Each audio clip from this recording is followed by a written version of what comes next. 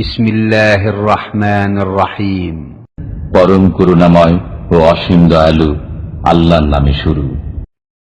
ومن أحسن قولا ممن دعا إلى الله وعمل صالحا وقال إنني من المسلمين।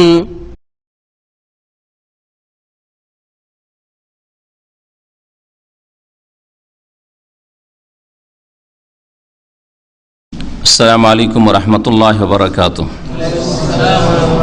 إن الحمد لله نحمده ونستعينه ونستغفره ونعوذ بالله من شرور أنفسنا ومن سيئات أعمالنا من يهده الله فلا مضل له ومن يضلله فلا هادي له وأشهد أن لا إله إلا الله وحده لا شريك له وأشهد أن محمدا عبده ورسوله صلى الله تعالى عليه وعلى آله وصحبه وسلم تسليما كثيرا. يا أيها الذين آمنوا اتقوا الله حق تقاته ولا تموتن إلا وأنتم مسلمون. يا أيها الناس اتقوا ربكم الذي خلقكم من نفس واحدة وخلق منها زوجها وبث منهما رجالا كثيرا ونساء واتقوا الله الذي تساءلون به والأرحم إن الله كان عليكم رقيبا. يا أيها الذين آمنوا اتقوا الله وقولوا قولا سديدا يصلح لكم أعمالكم ويغفر لكم ذنوبكم ومن يطع الله ورسوله فقد فاز فوزا عظيما. أما بعد فإن خير الحديث كتاب الله وخير الهدي هدي محمد صلى الله عليه وسلم وشر الأمور محدثاتها وكل محدثة بدعة وكل بدعة ضلالة وكل ضلالة في النار. أعوذ بالله من الشيطان الرجيم. يا أيها الذين آمنوا اركعوا واسجدوا واعبدوا ربكم وافعلوا الخير لعلكم تفلحون. وعن عمر رضي الله تعالى عنه قال قال رسول الله صلى الله عليه وسلم إنما الأعمال بالنيات وإنما لكل امرئ ما نوى فمن كانت هجرته إلى الله ورسوله فهجرته إلى الله ورسوله ومن كانت هجرته لدنيا يصيبها أو امرأة يتزوجها فهجرته إلى ما هاجر إليه. أخرجه البخاري. সম্মানিত ভাতৃমণ্ডলী এবং পর্দার আড়ালের মা এবং বোনেরা, আল্লাহ পাক রব্বুল আলমিনের সমস্ত প্রশংসা যে আল্লাহ পাক রব্বুল আলমিন একক, যে আল্লাহ পাক মানুষকে সৎ জীবন যাপন যাতে করতে পারে এই উদ্দেশ্যে তাদের জন্য আম্বিয়া রসুল পাঠিয়েছেন, তাদের জন্য আল্লাহ পাক আসমানি কিতাব নাজেল করেছেন, তাদের জন্য করণীয় বর্জনীয় সব কিছুর সীমানা হদুদ নির্ধারিত করেছেন। আল্লাহ পাক রব্বুল আলমিনের এক বড় রহমত যে আল্লাহ পাক মানুষকে সৃষ্টি করে গরু ছাগলের মতো পশু পাখির মতো ছেড়ে দেননি, বরং এদেরকে ভালো মন্দ বুঝিয়ে দেওয়ার জন্য, জানিয়ে দেওয়ার জন্য আল্লাহ পাক রব্বুল আলমিন তার শরীয়ত নাজিল করেছেন ওহির আকারে। শেষ ওহি কোরআনে করিম এবং রাসূলুল্লাহ সাল্লাল্লাহু আলাইহি ওয়াসাল্লামের হাদিস।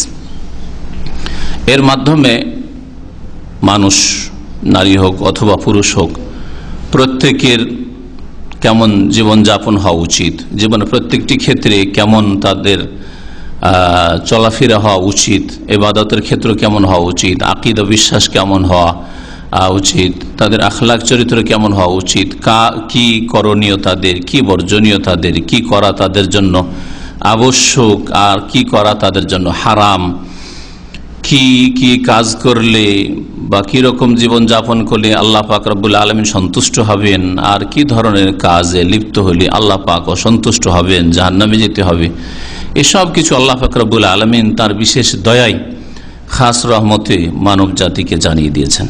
বলেন আলহামদুলিল্লাহ যে আল্লাহ পাক আমাদেরকে গরু ছাগলের মতো সৃষ্টি করে ছেড়ে দেননি, আমাদের ওপর রহম করেছেন যে আমাদের হেদায়েতের জন্য নবী মুহাম্মদুর রাসূলুল্লাহ সাল্লাল্লাহু আলাইহি ওয়াসাল্লামকে পাঠিয়েছেন। কোরআনুল কারীম আল্লাহ পাক রব্বুল নাযিল করেছেন। এইভাবে আল্লাহ পাক রব্বুল আলামিন পুরুষ হোক অথবা নারী হোক, প্রতিদিন যখন মানুষের সকাল হয় এই দিনে এবং তারপরে রাত আসে, যতক্ষণ রাতে জেগে থাকবে কেমন জীবনযাপন করবে তার ব্যক্তি জীবন কেমন হবে, পারিবারিক জীবন কেমন হবে, তার আখলাক চরিত্র কেমন হবে, তার আয় উপার্জন কেমন হবে, কোনটা করণীয় কোনটা বর্জনীয়, কোন ব্যবসা জায়েজ কোন ব্যবসা জায়েজ নয়, কোন রিজিকটা হালাল কোন রিজিকটা হারাম, এই সমস্ত কিছু আল্লাহ পাক রব্বুল আলামিন মানুষকে জানিয়ে দিয়েছেন। একের অপরের সাথে কি সম্পর্ক হবে তো আল্লাহ পাক জানিয়ে দিয়েছেন। আল্লাহ পাক মানুষকে অন্ধকারে রাখেননি, আলো নূর নাজিল করেছেন এবং এই নূর থেকে আলো থেকে যারা উপকৃত হয়েছে তারা ভাগ্যবান। আর যারা এই নূর থেকে আলো নেওয়ার চেষ্টা করেনি অন্ধকারেই থেকে গেছে, অন্ধকারে থেকে গেছে। আমাল্লাম ইয়াজআলিল্লাহু লাহু নূরান ফামা লাহু মিন নূর। আল্লাহ পাক যদি কাউকে তার নূরের কাছে যাওয়ার তৌফিক না দেন, নূর থেকে আলো নেওয়ার উপকৃত হওয়ার তৌফিক না দেন, তাহলে তাকে কেউ আল্লাহর নূর দিতে পারে না, আল্লাহ নূর দিয়ে কেউ উপকৃত করতে পারে না। তো আমরা যারা মোটামুটি ভুলভ্রান্তির সাথেই হোক দিন মোতাবেক চলার চেষ্টা করছি, আল্লাহ পাকের আমাদের শুকরিয়া আদায় করা উচিত। আর যাদের জীবনে ঘাটতি রয়েছে তাদের, আর প্রত্যেকের জীবনে ঘাটতি রয়েছে, কারো বড় বড় ঘাটতি রয়েছে, ফরজ অজেবের ক্ষেত্রে ঘাটতি রয়েছে, হারাম নাজায়েজে লিপ্ত হয়ে ইসলামের অনেক কিছুই নষ্ট করছে বা নিজের ঈমান আমল নষ্ট করছে, তাদের সতর্ক হওয়া উচিত। এখনো সময় আছে আপনার হাতে, সংশোধনের রাস্তা আল্লাহর সামনে যাওয়ার খোলা আছে, তওবার রাস্তা খোলা আছে। সালাত এবং সালাম নাযিল হোক নবী মুহাম্মদ রাসূলুল্লাহ সাল্লাল্লাহু আলাইহি সাল্লামের উপর, যার মাধ্যমে আল্লাহ পাক রব্বুল আলামিন তার দ্বীনকে মানব জাতি পর্যন্ত সুন্দররূপে পৌঁছে দিয়েছেন, কোনো কথায় অস্পষ্টতা রাখেননি। নবী করিম সাল্লাল্লাহু আলাইহি সাল্লামকে আল্লাহ পাক অত্যন্ত ব্যাপক অর্থপূর্ণ বাণী বলার, পেশ করার তৌফিক দান করেছেন, স্পেশাল ক্ষমতা দান করেছিলেন। নবী করিম সাল্লাল্লাহু আলাইহি সাল্লামের বৈশিষ্ট্য ছিল অতীত জাওয়ামিউল কালিম, আমাকে অল্প কথায় অনেক কথা বলার গুণ দেওয়া হয়েছে, তৌফিক দেওয়া হয়েছে। যিনি অল্প কথায় অনেক কথা বোঝাতে সক্ষম ছিলেন আল্লাহর পক্ষ থেকে, তিনি আমাদের রাসূল সাল্লাল্লাহু আলাইহি ওয়াসাল্লাম। সুতরাং দিন বুঝার ক্ষেত্রে না কোরআন বোঝা মুশকিল, না রাসূলুল্লাহ সাল্লাল্লাহু আলাইহি ওয়াসাল্লামের বাণী হাদিস বোঝা মুশকিল, কারণ এ হচ্ছে আল্লাহ পাকের পক্ষ থেকে ওহী, যা অত্যন্ত সুস্পষ্ট। আমাদের আজকের বিষয়বস্তু বিশেষভাবে মা বোনদের সাথে সম্পর্কিত, তবে যেসব বিষয়গুলি পেশ করা হবে সেসব বিষয়ের প্রত্যেকটির ক্ষেত্রেই ভাইরাও উপকৃত হতে পারবে। অধিকাংশ বিষয়গুলি রয়েছে যেগুলো পুরুষ নারী সকলের জন্যই প্রযোজ্য, সকলেই করে থাকে। আর কিছু কিছু কাজ রয়েছে যে কাজগুলির ক্ষেত্রে হয়তো ক্ষেত্র আলাদা আলাদা, পুরুষরা এক ক্ষেত্রে কাজ করে থাকে আর মহিলারা আর এক ক্ষেত্রে কাজ করে থাকে। সেই জন্য যেমন মা বোনরা উপকৃত হতে পারবেন আজকের আলোচনা থেকে, বিশেষভাবে তাদের জন্যই আলোচনা আমি পেশ করছি, যারা এখানে হাজির হয়েছেন তাদের জন্য, আর যারা দূর থেকে শুনছেন এখন অথবা আগামীতে শুনবেন বিভিন্ন মাধ্যম দিয়ে, তাদের জন্য বিশেষ করে পেশ করছি। আর ভাইদের জন্য পেশ করছি যেসব বিষয়গুলি আপনাদের সাথেও সম্পর্কিত, আপনারা সেগুলি থেকেও উপকৃত হতে পারবেন।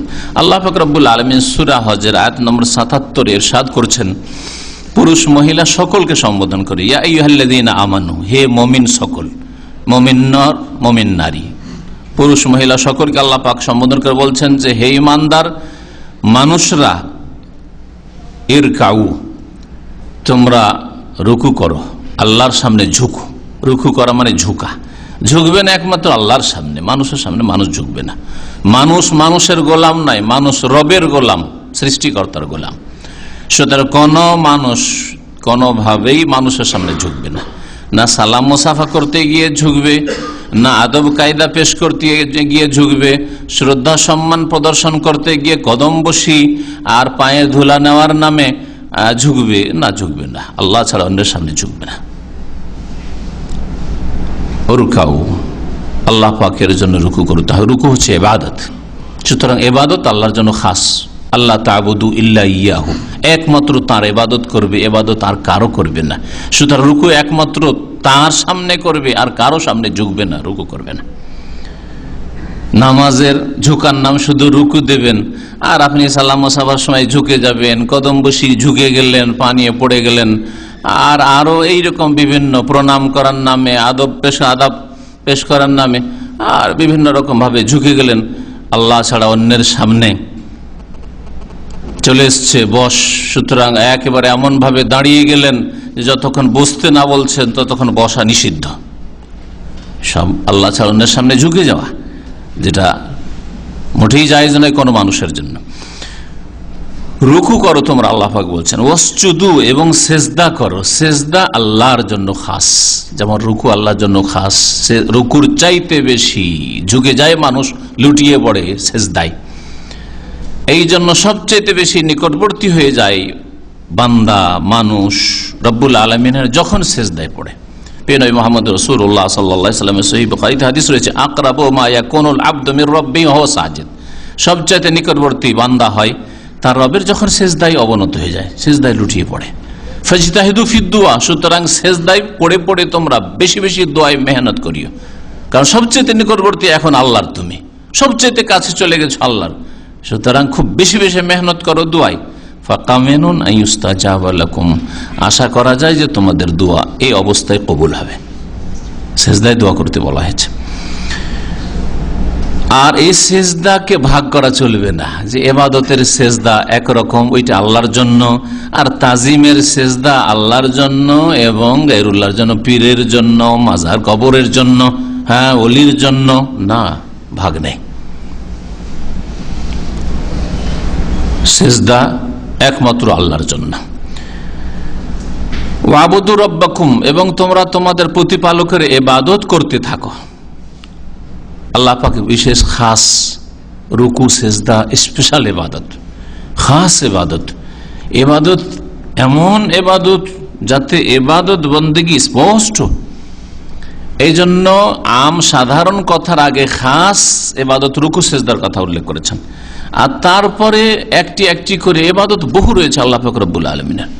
দোয়া ইবাদত, জবাই করা ইবাদত, মান্নত মানা ইবাদত, ফরিয়াদ করা ইবাদত, উদ্ধার কামনা করা ইবাদত, অন্তরের ইবাদত রয়েছে, বাচনিক ইবাদত, জিকির আজকার স্মরণ করা ইবাদত, ইত্যাদি ইত্যাদি। বিনয়ী হয় ইবাদত, ইবাদতের শেষ নাই। সুতরাং একটি একটি করে ইবাদত গণানো সম্ভব নয়। তাই আল্লাহ পাক এখন আম কথা বলছেন যে এইরকমই যতগুলি ইবাদত রয়েছে সবগুলি কার জন্য করো? তোমাদের রবের জন্য। তাহলে যেন আল্লাহ বলছেন রুকু করো তোমাদের রবকে, সেজদা করো তোমাদের রবের সামনে, আর ইবাদত করো তোমাদের রবের। ইরকাউ ওয়াসজুদু ওয়াবুদু রাব্বাকুম। ইবাদতের কথা বলার পরে আল্লাহ পাক রব্বুল আলামিন আরো একটা ব্যাপক কথা বলছেন, যাতে জীবনের প্রত্যেকটি ভালো কাজ শামিল, প্রত্যেকটি ভালো কাজ। আর একজন মুসলিম সৎ নিয়ত রাখলে, ইখলাস থাকলে, আল্লাহ পাকের সন্তুষ্টির আশা থাকলে জীবনের প্রত্যেকটি কাজে তার সওয়াব রয়েছে, নেকি রয়েছে, কোনটাই কাজ তার বেকার নয়। এমনকি নিদ্রাতেও তার নেকি রয়েছে যদি নিয়ত সৎ থাকে। নিদ্রা নিছক নিছক শরীরের আরাম, ঘুম, স্বামী স্ত্রী মিলন, নিছক দুনিয়াদারি মনে হচ্ছে, তাতেও সওয়াব রয়েছে। নবী করিম সাল্লাল্লাহু আলাইহি ওয়াসাল্লাম বলেছেন।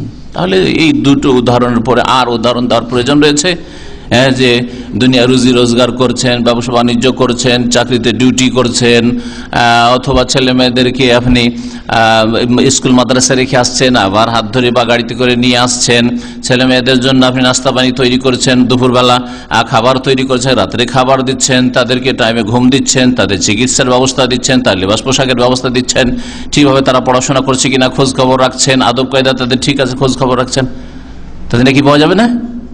নিছক দুনিয়াদারি মনে হচ্ছে, তাতেও যদি সওয়াব থাকে। ওয়াফি বুদ'i আহাদিকুম সাদাকা, নবী করিম সাল্লাল্লাহু আলাইহি ওয়াসাল্লাম বলছেন তোমাদের গুপ্তাঙ্গে, তোমাদের লজ্জা স্থানেও সাদকা রয়েছে। হারামে যদি ব্যবহার হতো তাহলে যখন বোঝা হইতো গুনহার, তাহলে যদি হালাল ক্ষেত্রে প্রয়োগ হয়, ব্যবহার হয়, তাহলে কেন তাতে সাদকা হবে না, নাকি হবে না? নবী করিম সাল্লাল্লাহু আলাইহি ওয়াসাল্লাম এই কথা বলেছেন। ওয়াফআলুল খাইর, আল্লাহ বলছেন আম কথা, ওয়াফআল, যে কোনো ভালো কাজ করো।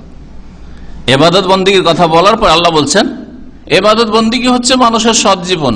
কিন্তু ওর চাইতে ব্যাপক হচ্ছে যে কোনো ভালো কাজ করো, ওয়াফআলুল খায়র, যে কোনো ভালো কাজ করো। এটা লোকে ভালো কথা বললেও, ভালো কাজ করলেন আপনি, ভালো ব্যবহার করলেও, হাসি মুখে দেখা সাক্ষাৎ হইল, ভালো কাজ করলেন আপনি, রাস্তা দিয়ে যাচ্ছিলেন আপনি, তার জন্য সংকীর্ণ রাস্তা, একটু আপনি সাইড হয়ে গেলেন যাতে করে সেও রাস্তা পায়। এমন নয় যে দল বেঁধে 5 জন 7 জন যাচ্ছেন, গোটা রাস্তাটাই আপনার ব্লক করেছেন, সামনে যারা আছে তাদের জন্য কোনো রাস্তা নেই, নিচে নামো না। ওয়াফআলুল খায়র।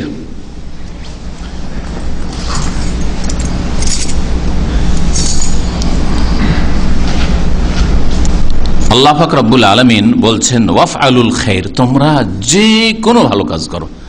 আল খায়র সমস্ত ভালো কাজ করো, যেমন আলহামদ মানে সমস্ত প্রশংসা, আল খায়র সমস্ত ভালো কাজ করো। ভালো কাজ তাহলে কি? যাতে আল্লাহ পাক রাজি হয়ে যান, আল্লাহ পাক যাতে রাজি হয়ে যান। আল্লাহর হকের ক্ষেত্রে যে আকীদা, যে ইবাদতে আল্লাহ রাজি হন, মানুষের সাথে আচার আচরণের ক্ষেত্রে যাতে আল্লাহ পাক সন্তুষ্ট হন আপনার আচরণের উপর, সেগুলি হচ্ছে খায়র, ভালো, যার দ্বারা কোনো কারো ক্ষতি হয় না। ওয়াফআলুল খায়র, আল্লাহ বলছেন ভালো কাজ করো, সবগুলি ভালো কাজ অংশ নেওয়ার চেষ্টা করো। লাআল্লাকুম তুফলিহুন, তাহলে তোমরা সার্বিক কল্যাণ লাভ করবে। তাহলে আল্লাহ পাকের যদি ইবাদত করেন, রুকু সেজদা করেন, আর সালাতের মধ্যে রুকু সেজদা গুরুত্বপূর্ণ রুকুন, তাহলে 5 ওয়াক্ত সালাত আদায় করেন, আল্লাহ পাকের ইবাদত বন্দেগী করেন, শিরক মুক্ত জীবনযাপন করেন, সমস্ত ভালো কাজে যতটা আপনার পক্ষে সম্ভব অংশ নেওয়ার চেষ্টা করেন। মন্দ কাজ থেকে বেঁচে থাকা, নিজেকে বাঁচিয়ে রাখাই হচ্ছে ভালো কাজে অংশ নেওয়া। কমের পক্ষে আপনি জীবনে কোনো মন্দ কাজে যান না, বেশি কিছু ভালো না করতে পারলেও মন্দ কাজে আপনি থাকেন না কখনো, মন্দ জায়গায় আপনার অবস্থান নেই, কোন অংশ নেই মন্দ কাজে। তাহলে লাআল্লাকুম তুফলিহুন, আশা করা যায় যে তোমরা সার্বিক কল্যাণ লাভ করবে। কত ব্যাপক কথা এই আয়াত, সূরা হজ আয়াত নম্বর 77।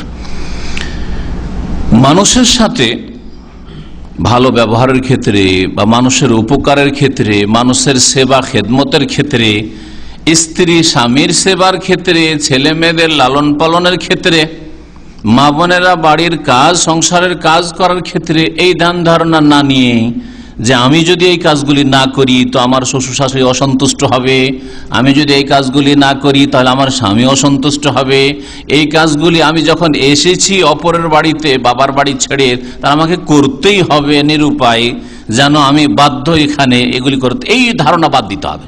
এই ধারণাগুলি বাদ দিতেন। আপনি এই সমস্ত ধারণা থেকে মুক্ত হয়ে কারো চাপে, কারো আদেশে, কাউকে রাজি করার জন্য, কারো অসন্তুষ্টি থেকে বাঁচার জন্য, কারো অনিষ্ট থেকে বাঁচার জন্য, কারো রাগ গোসা থেকে বাঁচার জন্য, ওই সব থেকে মুক্ত হয়ে যান।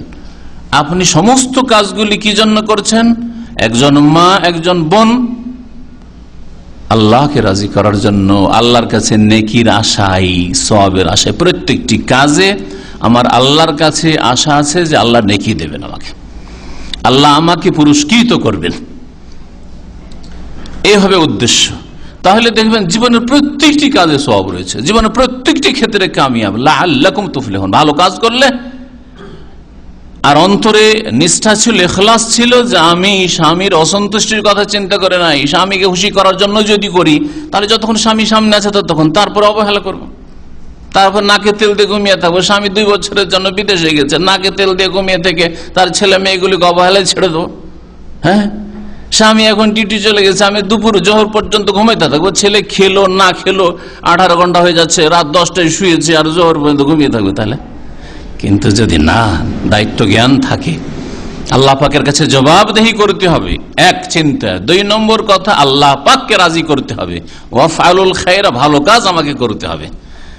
তাহলে বিবেক বাধা দেবে, অন্যায় কাজ করব। একটা ছেলে রাত 10টায় শুয়েছে আর ফজর এর সময় কিছু খেতে দিলাম না, সকাল 8টা 9টা হয়ে যাচ্ছে, কিছু খেতে দেব না, আমার লম্বা টানে ঘুম দিব, যে জোহরে উঠলেই চলে, স্বামী আসবে 1টার সময়, তার আগে 11টা উঠে রান্না করে দিলেই হইল না। এই হচ্ছে আল্লাহ পাকের সন্তুষ্টির জন্য করা। আল্লাহ পাকের রেজামন্দির জন্য করা। এই একটা উদাহরণ দিলাম, কারণ আলোচনা হচ্ছে মা বোনদের সম্পর্কে, আবার জীবনের প্রত্যেকটি ক্ষেত্রে নিতে পারেন। এই মর্মে সূরা দাহার আয়াত নম্বর 9 আল্লাহ পাক ইরশাদ করেছেন, ইন্নামা নুতইমুকুম লিওয়াজহিল্লাহ। একজন মুমিন, নারী হোক আর পুরুষ হোক, একজন ভালো মানুষ, একজন দিনদার মা বোন বলবে, ইন্নামা নুতইমুকুম লিওয়াজহিল্লাহ, তোমাদেরকে যে খাদ্যের ব্যবস্থা দিচ্ছি, হে স্বামী তোমার জন্য খাবার ব্যবস্থা করছি, হে শ্বশুর শাশুড়ি আপনাদের জন্য খাবার ব্যবস্থা করছি, হে ছেলেমেয়েরা তোমাদেরকে যে খেতে দিচ্ছি, পানীয় দিচ্ছি, তোমাদের সেবা যত্ন করছি, তোমাদের পরিচর্যা করছি, কিসের জন্য? লিওয়াজহিল্লাহ, আল্লাহ পাকের সন্তুষ্টির জন্য, আল্লাহ পাককে রাজি করার জন্য, আল্লাহর জন্য করছি। কারো ভয় করি না, কারো চাপে করি না, তোমার সাথে আমার মায়া আছে বলে করি না, এটাকে আমি ফরজ দায়িত্ব মনে করি যে আমি ফরজ আদায় করি। আমার ফরজ নামাজ যেমন, তেমন আমার ছেলে মেয়েগুলি পরিচর্যা করা আমার ফরজ। এটা আমার যেমন নামাজ পড়া ফরজ কাজ, তেমন স্বামী বাইরে থেকে কাজকর্ম করে হালাল রিজিক নিতে গেছে, আসবে আর এসে বাড়িতে খাবার পাবে না, স্বামী ডিউটি যাবে আর সকালে নাস্তা পাবে না, আর অফিসে গিয়ে অফিস টাইমে বাইরে থেকেও নাস্তা নিয়ে এসে আধা ঘন্টা নাস্তা করবে, তাতে টাইম নষ্ট করবে, খেয়ানত করবে মালিকের। না, আমি খাবার ব্যবস্থা দেবো, বাসা থেকে নাস্তা করে যাবে, আমার স্বামী ডিউটিতে যাবে, সন্তুষ্ট হয়ে যাবে আমার ওপর, আমার স্বামী সন্তুষ্ট হবে, আল্লাহ পাক সন্তুষ্ট হবেন। ইন্নামা নুতইমুকুম লিওয়াজহিল্লাহ, নিঃসন্দেহে আমি আপনাদেরকে খেতে দিয়ে আপনাদের খেদমত করে থাকি লিওয়াজহিল্লাহ, আল্লাহর সন্তুষ্টির জন্য, আল্লাহ পাকের রেজামন্দির জন্য, আল্লাহ পাকের সাক্ষাৎ পাবো, দর্শন পাবো, আল্লাহ পাকের চেহারা দেখতে পাবো কিয়ামতের দিনে, হাসরের মাঠে বা জান্নাতে। এই আশায় আল্লাহ পাকের সবচেয়ে বড় নিয়ামত হবে জান্নাতীদের জন্য, জান্নাতে গিয়ে আল্লাহ পাকের সাক্ষাৎ, আল্লাহ পাকের দর্শন। লা নুরিদু মিনকুম জাযান, আপনাদের কাছে কোনো বদলা চাই না, যে আমি খুব ভালো কাজ দেখাবো, স্বামীকে সন্তুষ্ট করব, স্বামী সন্তুষ্ট আমার জন্য ভালো ভালো অলংকারের ব্যবস্থা দেবে, আমাকে খুব আদর করবে, ভালোবাসবে। না না, লা নুরিদু মিনকুম জাযা, বদলা চাই না, যে আমি তোমার বাড়ির কাজ খুব ভালো করে করি, তোমার বাপ মায়ের খুব খেদমত খুব ভালো করে করি, সেই জন্য আমার উপর তুমি খেয়াল রাখবে, ওই দুনিয়াদারি আমার মধ্যে নাই। ওয়ালা শুকুরা, এমনকি তোমার থ্যাঙ্কসও চাই না, শুকরিয়াও চাই না, যে শুকরিয়া আদায় করবে, কখন এসে বলবে যে তুমি খুব ভালো মানুষ গো, খুব ভালো স্ত্রী পেয়েছি। তোমাকে কখনো কাজের জন্য বলতে হয় না, ছেলে মেয়েদের লালন পালন যত্নের জন্য কখনো বলতে হয় না তোমাদেরকে, না ওই শুকরিয়াও পর্যন্ত চাই না। মানুষের মনে কমপক্ষে এতটুকু আছে যে শুকরিয়া চাই। এই দুটি আয়াতের পরে নবী করিম সাল্লাল্লাহু আলাইহি সাল্লামের খুব প্রসিদ্ধ হাদিস, আমিরুল মুমিনিন দ্বিতীয় খলিফা ওমর ইবনে খাত্তাব রাদিয়াল্লাহু তাআলা আনহুর বর্ণিত হাদিস, তিনি বলছেন, সামি'তু রাসূলুল্লাহ সাল্লাল্লাহু আলাইহি ওয়াসাল্লাম ইয়াকুল, আমি রাসূলুল্লাহ সাল্লাল্লাহু আলাইহি ওয়াসাল্লামকে বলতে শুনেছি। এবং ওমর রাদিয়াল্লাহু তাআলা এটা খুতবায় তার বক্তব্যে বলেছিলেন, ইন্নামাল আমালু বিন্নিয়াহ, নিঃসন্দেহে সমস্ত কাজ কর্ম নির্ভরশীল মানুষের নিয়তের উপর, মানুষের অন্তরে আছে কি এর উপর নির্ভরশীল। আমল নির্ভর করে, আমলের প্রতিদান বদলা নির্ভর করে মানুষের নিয়তের উপর। নিয়ত মানে অন্তরের সংকল্প, ইচ্ছা। আপনি স্ত্রী স্বামীর খেদমত করছেন কি নিয়তে, এর উপর নির্ভরশীল এর বদলা দুনিয়া আখিরাতে। আপনি ছেলে মেয়েদের মা, ছেলে মেয়েদের পরিচর্যা করছেন, সেবা যত্ন করছেন, তাদের খাবার দাবার দিচ্ছেন, তাদের ঘুমের খেয়াল রাখছেন, পড়াশোনার খেয়াল রাখছেন, কি উদ্দেশ্যে, নিয়তটা কি আপনার, এর উপর আপনার এই কাজকর্মগুলি আমলগুলি নির্ভরশীল। ইন্নামাল আমালু বিন্নিয়াহ, জীবনে প্রত্যেকটি ক্ষেত্রে ইন্নামাল আমালু বিন্নিয়াহ মানে শুধু নামাজে নয়, হ্যাঁ, যে নামাজের নামাই তো পড়তে হবে। আর নিয়ত মানে, নিয়ত হচ্ছে অন্তরের কাজ। বেকুপের মতো মুখে কেন নিয়ে আসবেন ওইটাকে? আরে ভাই, মুখ দিয়ে খায় আর জিহ্বা স্বাদ বুঝে। আপনি যদি বলেন যে নাক তোকে এইখান দিয়ে ঢুকাবো আর তোকে স্বাদ বুঝতে হবে, তো আপনার মতো পাগল কেউ আছে?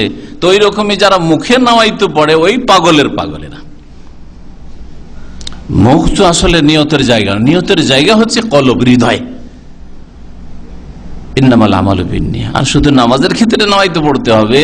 নামাজের পরে আকিমুস সালাহ ওয়া আতুজ যাকাত, যাকাত দেন, নামাইতে কেন পড়েন না? আবার যাকাতটাই গ্যাপ থাকলে আবার রোজার জন্য নামাইতে পড়ে, নামাইতানুসুমা গাদান, হ্যাঁ, হজের জন্য। আরে মহিলাদের হেজাবও তো ফরজ, পর্দা করা ফরজ। যখন বোরকাটা পড়ছেন মহিলারা, তখন কেন নামাইতে পারেন না? ছেলে মেয়েদের খেতে দেওয়া ফরজ, হ্যাঁ, স্বামীর খেদমত করা ফরজ, তখন কেন নামাইতে পারেন না? তখন কোথায় নামাইতে গেল? বিদাতীদের চোখ যাতে খুলে, সেই জন্য এই উদাহরণগুলি দিয়ে বলছে। না হলে এগুলো আপনি সাধারণ জ্ঞান, কমন সেন্সে ধরতে পারবেন যে শুধু 2-3টা কাজে নামাইতে পড়তে হবে। আর দুনিয়ার সমস্ত ইবাদত বন্দেগী তো নেক কাজ, জিকির আজকার, সুবহানাল্লাহ সুবহানাল্লাহ, ওর জন্য নামাইতে পড়তে হবে না? জিকির আজকার করছেন, আলহামদুলিল্লাহ পড়ছেন, লা ইলাহা ইল্লাল্লাহ পড়ছেন, লা হাওলা ওয়ালা কুওয়াতা ইল্লা বিল্লাহ, আজকার পড়ছেন, ইবাদত নাই, ওর জন্য নামাইতে পড়তে হবে? নামাইতুল আজকারা বলতে হবে না? সকালের জিকির নামাইতু জিকির আজকার আস-সাবাহে, সন্ধ্যার হলে নামাইতু আজকার আল মাসায়ে পড়তে হবে না? দুরূদ পড়া ইবাদত নাই? হ্যাঁ, নবীর উপর দুরূদ পড়ার নিয়ত করছি, কেন পড়ে না? নাওয়াইতান উসাল্লি আলা নবী সাল্লাল্লাহু আলাইহি সাল্লাম, কেন বানায়নি গদ বাঁধা? কোরআন এবং হাদিসে থাকলে সবগুলি থাকতো। নিয়ত হচ্ছে অন্তরের কাজ। ইন্নামাল আমালু বিন্নিয়াত, সমস্ত কাজ কর্ম, মসজিদের কাজ হোক, ইবাদত বন্দেগী, আর বাড়ির কাজ হোক, আর আপনার ডিউটিতে গিয়ে হোক, ব্যবসা বাণিজ্যই হোক, আর রাষ্ট্র পরিচালনায় হোক, যে কোনো ক্ষেত্রে হোক না কেন, বিবাহ শাদী হোক আর তালাক হোক, বিবাহের ক্ষেত্রে ফিট করেন আপনি। ইন্নামাল আমালু বিন্নিয়াত, মানুষের কর্ম নির্ভর করে তার নিয়তের উপর। আপনি বিয়ে করেছেন কি উদ্দেশ্যে? নিয়ত কি এটাই যে এখানে একটা ফিলিপাইনে বিয়ে করি, যতদিন আছি একটু আমোদ ফুর্তি করি, আর পর আমি বাংলাদেশ ও ফিলিপাইন? হ্যাঁ, কি নিয়তে বিয়ে করেছেন আপনি? বিয়ে করেছেন হারাম থেকে বাঁচার জন্য, স্থায়ীভাবে যাতে আমাদের দাম্পত্য জীবনটা গড়ে ওঠে, সুন্দর হয়, এই স্ত্রীকে নিয়ে চিরকাল করে খাবো, এই নিয়তে? না টেম্পোরারি ওই রাফেজিদের মতো মোতা কন্ট্রাক্টের বিয়ে, হ্যাঁ, 5 স্টার হোটেলের জেনা?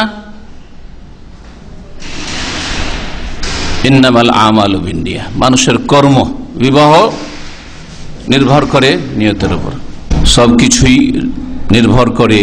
আমল মানে কর্ম, যে কোনো কর্ম নির্ভর করে নিয়তের উপর।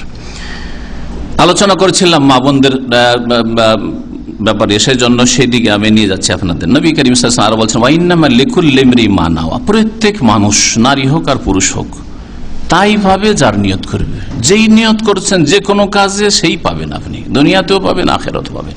আল্লাহ পাক ওই অনুপাতে আপনার কাজে বরকত দেবেন। আপনার নিয়তটা কি?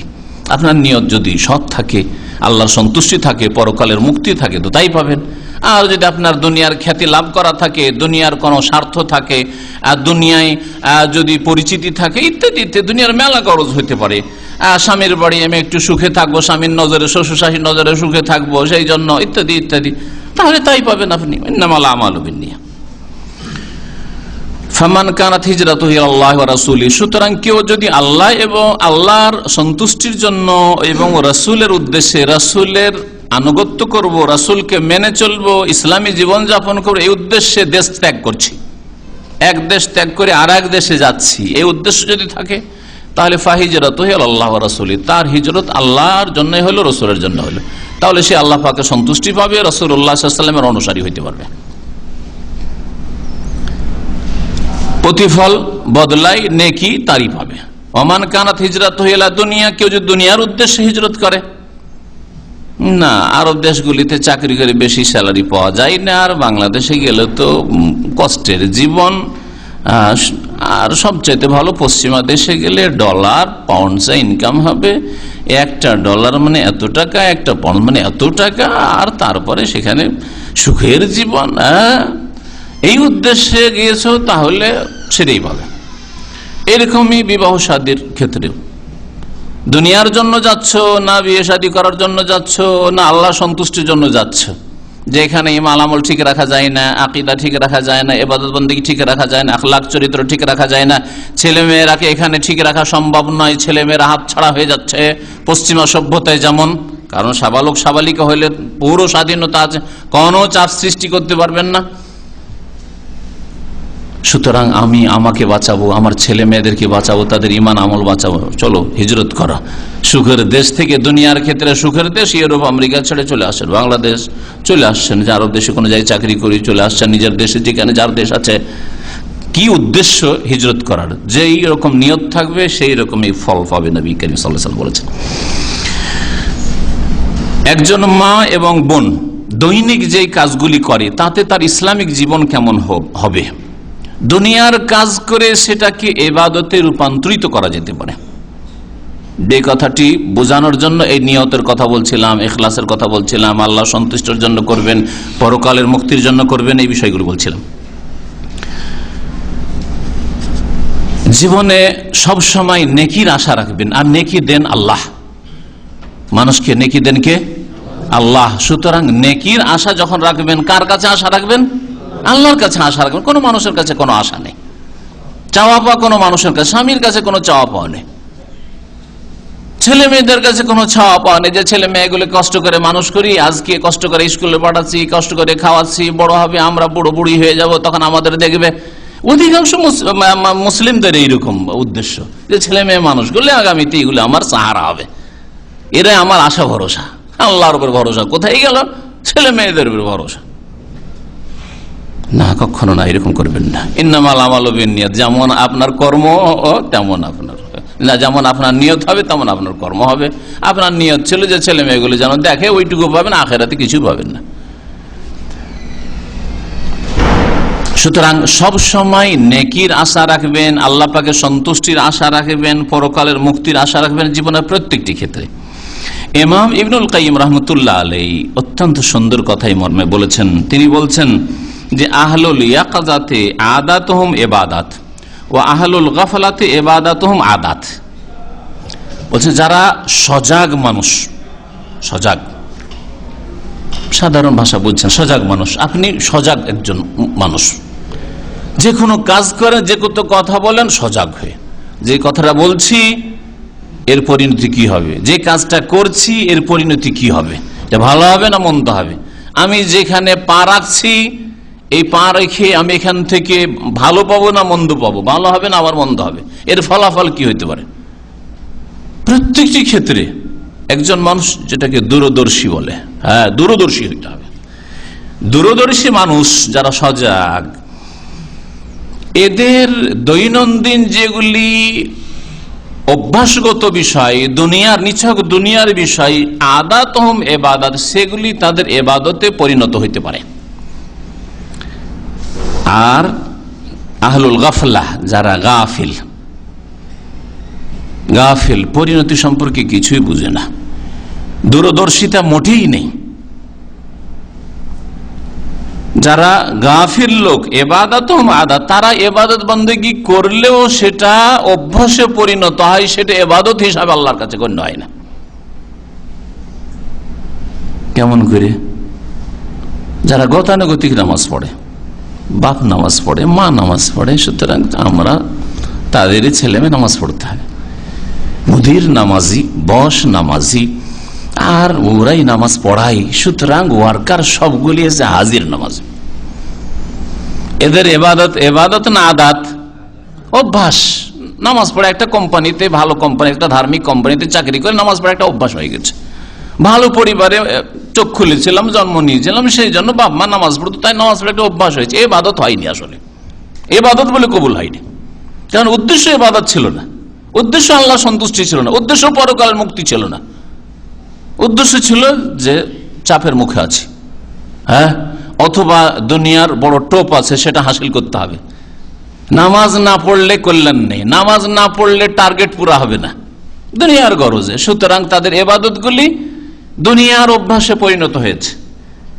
অসৎ লোক, গাফিল লোকদের অবস্থা এরকম, যারা আল্লাহ থেকে গাফিল, পরকাল থেকে গাফিল, আহলুল গাফলা। আর যারা সজাগ লোক, দুনিয়া, কর্মক্ষেত্র, আখেরাত, বদলার জগৎ, জান্নাত জাহান্নাম দুটো স্থান আছে, কোনখানে আমি যাব, সজাগ, দূরদর্শিতা আছে। দূরদর্শিতা মানে শুধু দুনিয়ার লাভ বুঝে এইরকম নয়, আজকাল আবার দূরদর্শী মানে দুনিয়া বুঝলেই দূরদর্শী হয়ে যায়, আর আখেরাত কিছুই বুঝে না, আখেরাত কিছু জানে না, দুনিয়াও বুঝে, দুনিয়ায় এর সাথে মারামারি করছে, এর ফলটা কি হবে, আমি যে মারবো তো ও তো আরেকবার মারতে পারে, তো আমার মারাতে কিছুই না হইতে পারে, ও মারতে মরেও যেতে পারে। তারপরে মারামারির পরে হবে এটাকে কেস হবে, যেতে হবে কোথায়, জেল, এক্সিট ইত্যাদি, খুনের কেসে পরিণত হইতে পারে এই ঘুষাঘুষি করাটাই। দূরদর্শী, দুনিয়ার দূরদর্শিতা অনেকেই বুঝেন, কিন্তু এইরকম লোকেরা অনেকে আখিরাতের দূরদর্শিতা তাদের নেই। যারা সজাগ মানুষ দুনিয়াও বুঝে আর আখিরাতও বুঝে, দুনিয়ার ক্ষেত্রেও দূরদর্শী আর আখিরাতের ক্ষেত্রেও দূরদর্শী, তাদের দুনিয়ার কাজগুলি, নিছক দুনিয়াদারিগুলি ইবাদতে পরিণত হয়ে যায়। এরপরে আলোচনা করব যে একজন মা বোন দৈনিক সকাল থেকে শুরু করে সন্ধ্যা আবার বিছানা আসা পর্যন্ত, বিছান ছাড়া থেকে শুরু করে বিছানা আসা পর্যন্ত কিভাবে নিজের জীবনটাকে ইসলামী জীবন করতে পারে। প্রথম যে বিষয়টি বলবো সেটা হচ্ছে ফজরের আগের সময়। ফজরের আগে থেকে শুরু করি, কারণ তখনই আপনার ঘুম ভাঙছে। যখনই ঘুম ভাঙছে তখন আপনি ঘুম ভাঙলে যে নবী করিম সাল্লাল্লাহু আলাইহি ওয়াসাল্লামের সুন্নতি দোয়া রয়েছে সেই দোয়া পড়েন, আল্লাহ পাকের শুকরিয়া আদায় করেন যে আল্লাহ পাক আবার আত্মাটা ফিরিয়ে দিয়েছেন। ইচ্ছা করে আল্লাহ পাক আমাকে নিয়ে নিতে পারে, এরকম আজকে রাত্রে বহু লোক গিয়েছে, শুয়েছিল, শুয়েই গেছে চিরকালের জন্য, আমাকে আল্লাহ পাক আবার দিয়েছেন। আলহামদুলিল্লাহ আল্লাযী আহইয়ানা বাদা মা আমাতানা ওয়া ইলাইহিন নুশুর। এই ঘুমের নিদ্রার মওতের পরে আল্লাহ পাক আবার প্রাণ দান করেছেন, সে আল্লাহর অশেষ প্রশংসা, আলহামদুলিল্লাহ। ওয়া ইলাইহিন নুশুর, কিন্তু তার কাছে একদিন ফিরে যেতে হবে, আজকে না গেলেও একদিন তার কাছে যেতেই হবে। এই চেতনা নিয়ে পড়বেন, অর্থ বুঝে পড়বেন, তাহলে তার একটা প্রভাব পড়বে অন্তরের উপর, আমলের উপর, জীবনের উপর। তারপরে উঠে আপনি উজু করে কিয়ামুল লাইল তাহাজ্জুদ পড়েন। সবচেয়ে ভালো, তাহাজ্জুদ ফরজ না হইলেও একজন নেক মানুষের উত্তম চরিত্র হচ্ছে যে তার মধ্যে তাহাজ্জুদের গুণ থাকবে, যে তাহাজ্জুদের গুণ আজকাল অধিকাংশ মুসলিম থেকে সরে গেছে। যারা নামাজিও, দিন শিখছেও, তাদের অধিকাংশ মানুষ, অথচ একটু বেশি না পারলে আজকালকার জামানায় আধা ঘন্টা, আরে ফরজ নামাজকে হালকা করে দিয়েছেন, সুন্নতকেও হালকা করে দিয়েছেন, তাহাজ্জুদ একটু হালকা করার অসুবিধা কি? গুনাহ তো আর হবে না, এই তো আর ফরজ নামাজ নয়। হ্যাঁ, আধা ঘন্টাতেই পড়েন আপনি, 40 মিনিটেই পড়েন, কিন্তু তাহাজ্জুদ পড়তে অভ্যস্ত হন। তাহাজ্জুদ পড়লে বড়ই ফায়দা রয়েছে। নবী করিম সাল্লাল্লাহু আলাইহি ওয়াসাল্লাম সহিহ বুখারীতে হাদিস রয়েছে, তাহাজ্জুদ সম্পর্কে কোরআনে কারীমে প্রশংসা রয়েছে। তাহাজ্জুদ যারা পড়ে তাদের প্রশংসা, রাতে জেগে আল্লাহর সামনে দোয়া করে, সেজদা করে, তাদের জন্য আল্লাহ পাক তাদের প্রশংসা কোরআনে কারীমে করেছেন। আমি সে আয়াত হাদিস যদি পেশ করি তো ওখানে থেকে যাব, সেজন্য সেদিকে যাচ্ছি না। নবী করিম সাল্লাল্লাহু আলাইহি ওয়াসাল্লামের শালা, ওমরের ছেলে আব্দুল্লাহ বিন ওমর, হাফসার ভাই, তার সম্পর্কে রাসূলুল্লাহ সাল্লাল্লাহু আলাইহি ওয়াসাল্লাম বলেছেন, নেমার রাজুল আব্দুল্লাহ, আব্দুল্লাহ খুব ভালো ছেলে, খুব ভালো মানুষ। লাউ কানা ইউসাল্লি বিল লাইল, যদি রাতে তাহাজ্জুদটা পড়তো, রাতে তাহাজ্জুদ পড়তো, রাতের নামাজ পড়তো। আব্দুল্লাহ ইবনে ওমর বলছেন যে এই কথা শোনার পরে যখন আমার বোন শোনা তোমার সম্পর্কে রাসূলুল্লাহ সাল্লাল্লাহু আলাইহি ওয়াসাল্লাম কথা বলছিলেন, সেই দিন থেকে কোনদিন আমি তাহাজ্জুদ ছাড়িনি, জীবনে তাহাজ্জুদ আর ছাড়িনি, ধরেছি তো ধরেছি। তাহাজ্জুদের নামাজ পড়লে ভালো মানুষ হওয়া যায়, সহিহ বুখারীর হাদিস। তাহাজ্জুদের সম্পর্কে আরেকটি হাদিস শোনায়, তিরমিজিতে রয়েছে, হাদিসটি হাসান। আবু উমামা রাদিয়াল্লাহু তাআলা আনহু থেকে বর্ণিত, রাসূলুল্লাহ সাল্লাল্লাহু আলাইহি ওয়াসাল্লাম বলেছেন, আলাইকুম বিকিয়ামিল লাইল, তোমরা কিয়ামুল লাইল তাহাজ্জুদের নামাজ পড়ো। ফাইন্নাহু দাবুস সালিহিন ক্বাবলাকুম, তোমাদের উপরে যত নেক ওলি আউলিয়ারা ছিল তাদের উত্তম চরিত্র হচ্ছে তাহাজ্জুদ পড়া। তোমাদের পূর্বে মানে আগের উম্মতের নেক লোকেরা তাহাজ্জুদ পড়তেন, রাতের অন্ধকারে লুকিয়ে লুকিয়ে আল্লাহর সাথে কথা বলতেন, তুমিও করো। ওয়া কুরবাতুন লাকুম ইলা রাব্বিকুম, সেটা হচ্ছে তোমাদের প্রতিপালকের সান্নিধ্য লাভের উপায়, নৈকট্যের উপায়। ওয়া মাগফিরাতুন লিস-সাইয়্যাত, আর গুনাহ খাতার মার্জনার উপায়। ওয়া মানহাতুন লিল ইসম, আর গুনাহ থেকে, পাপ থেকে বেঁচে থাকার উপায়। রাসূলুল্লাহ সাল্লাল্লাহু আলাইহি ওয়াসাল্লামের এই হাদিস। তাহাজ্জুদ নামাজ পড়ার সাথে সাথে চেষ্টা করেন যে স্বামীকে জাগাবেন, মা বোনেরা স্বামীকে জাগাবেন, ভাই ব্রাদার যদি বাবার বাড়ি থাকেন তাদেরকে জাগাবার চেষ্টা করবেন, ছেলে মেয়েদেরকে নিয়ে যদি ছেলে মেয়েরা বড় হয়েছে তাদেরকে জাগাবার চেষ্টা করেন, তাদেরকে অভ্যাসটা করিয়ে দেন। তারা চিরদিন বলবে যে এটা আমার মা অভ্যাস করিয়েছে, এই নামাজ, এই তাহাজ্জুদের নামাজ আমাকে আমার মা ধরিয়েছে। স্বামী বলবে যে আমার স্ত্রীর কথা, স্ত্রীর উপদেশে স্ত্রী বারবার করে জাগাইতো, তখন আমি তাহাজ্জুদ শুরু করেছি। এই সাদকা জারি আপনার থাকবে, 1 ভাগ করে নেকি পেতে থাকবেন। তাহাজ্জুদের নামাজে লম্বা রুকু সিজদা করেন, লম্বা রুকু সিজদা করেন, বেতর শেষখানে পড়বেন, এটাই হচ্ছে উত্তম। যদি ঘুম ভাঙবে না এরকম আশঙ্কা না থাকে তাহলে বেতর শেষখানে পড়বেন। আর যদি আশঙ্কা এরকমই থাকে যে বেশিরভাগ ঘুম ভাঙে না আর ফজর আজান হয়ে যায়, তাহলে বেতর পড়ে শুয়ে যাবেন, পরে জোড়া জোড়া পড়বেন। তারপরে ফজরের আজানের আগে বসে যান, দোয়া ইস্তেগফারে দোয়া করেন। এই সময় আল্লাহ পাক রব্বুল আলামিন প্রথম আকাশে নেমে আসেন, সহিহ বুখারী মুসলিমের হাদিস। ইয়ানজুলু রাব্বুনা তাবারাকা ওয়া তাআলা কুল্লা লাইলাতিন ইলা সামাইদ দুনিয়া, প্রত্যেক রাতে আল্লাহ পাক রব্বুল আলামিন প্রথম আকাশে নেমে আসেন। আল্লাহ পাকের অবতরণ, আল্লাহ পাকে নেমে আসে আল্লাহ পাকের মতো। তাই বলা কেউ বুঝলো না সেজন্য অস্বীকার, না না না না, আল্লাহ পাকে নেমে আসা তার মানে আল্লাহ পাকের আরশ কুরসি খালি হয়ে যাওয়া, এই কথা তোমাকে কল্পনা করতে কে বললো? আল্লাহ বলেছেন, তার রাসূল বলেছেন। হ্যাঁ, তুমি তাহলে নিজের সাথে তুলনা করলে যে আমি চেয়ারটায় বসেছিলাম, উঠে চলে গেলাম, তখন আমার চেয়ার কুরসি খালি হয়ে গেল। তাহলে নিজের সাথে তুলনা করলে আল্লাহ বলছে ফালা তাযরিবু লিল্লাহিল আমসাল, আল্লাহর কোনো সাদৃশ্যতা নেই, আল্লাহ পাকের কারো সাথে তুলনা করিও না। কিন্তু আল্লাহ পাকের নবী বলছেন যে আল্লাহ পাকে নেমে আসে না, বলবেন না নামে না, নবীর কথা অস্বীকার। একেবারে কুফরি রাস্তা যে আল্লাহর কথা রাসূলের কথাকে অস্বীকার করা। বুঝতে পারছি না সেজন্য অস্বীকার, কেমন কথা হইল? হেনা ইয়াবকা সুলুসুল্লাইল আখির, যখন শেষ তৃতীয় অংশ অবশিষ্ট থাকে রাতের, আর আল্লাহ পাক বারবার করে মুসলিমদেরকে, মুমিন বান্দাদেরকে ডাকেন, মাইয়াদুনি, কে দোয়া করবে করো, ফাস্তাজিব লাহু, দোয়া কবুল করবো, ওমাইয়াস আলোনি, কি আমার কাছে চাইবা চাও, ফাউতিয়া, আমি দেব, ওমাইয়াস্তাগফিরুনি, কি আমার কাছে ক্ষমা তলব করবে করো, ফাগফিরুল্লাহ, আমি গুনাহ মাফ করব। আল্লাহ পাক বারবার করে ডাকছেন, আর একবারও আল্লাহর কাছে চাওয়ার তৌফিক হলো না। আল্লাহ পাক যেন আমাদের সকলকে তৌফিক দান করেন। ফজরের আজান যখন হয়ে গেল,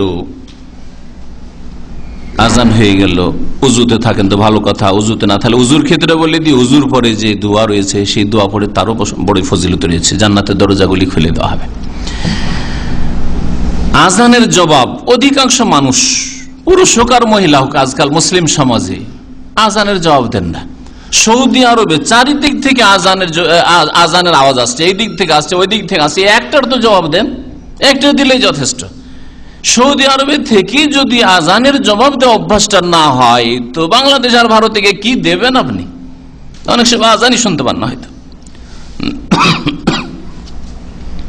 সুতরাং এখান থেকে একটা নেক ভালো অভ্যাস করেন। পানি আনতে পারেন আমার অফিস থেকে, আমার অফিস।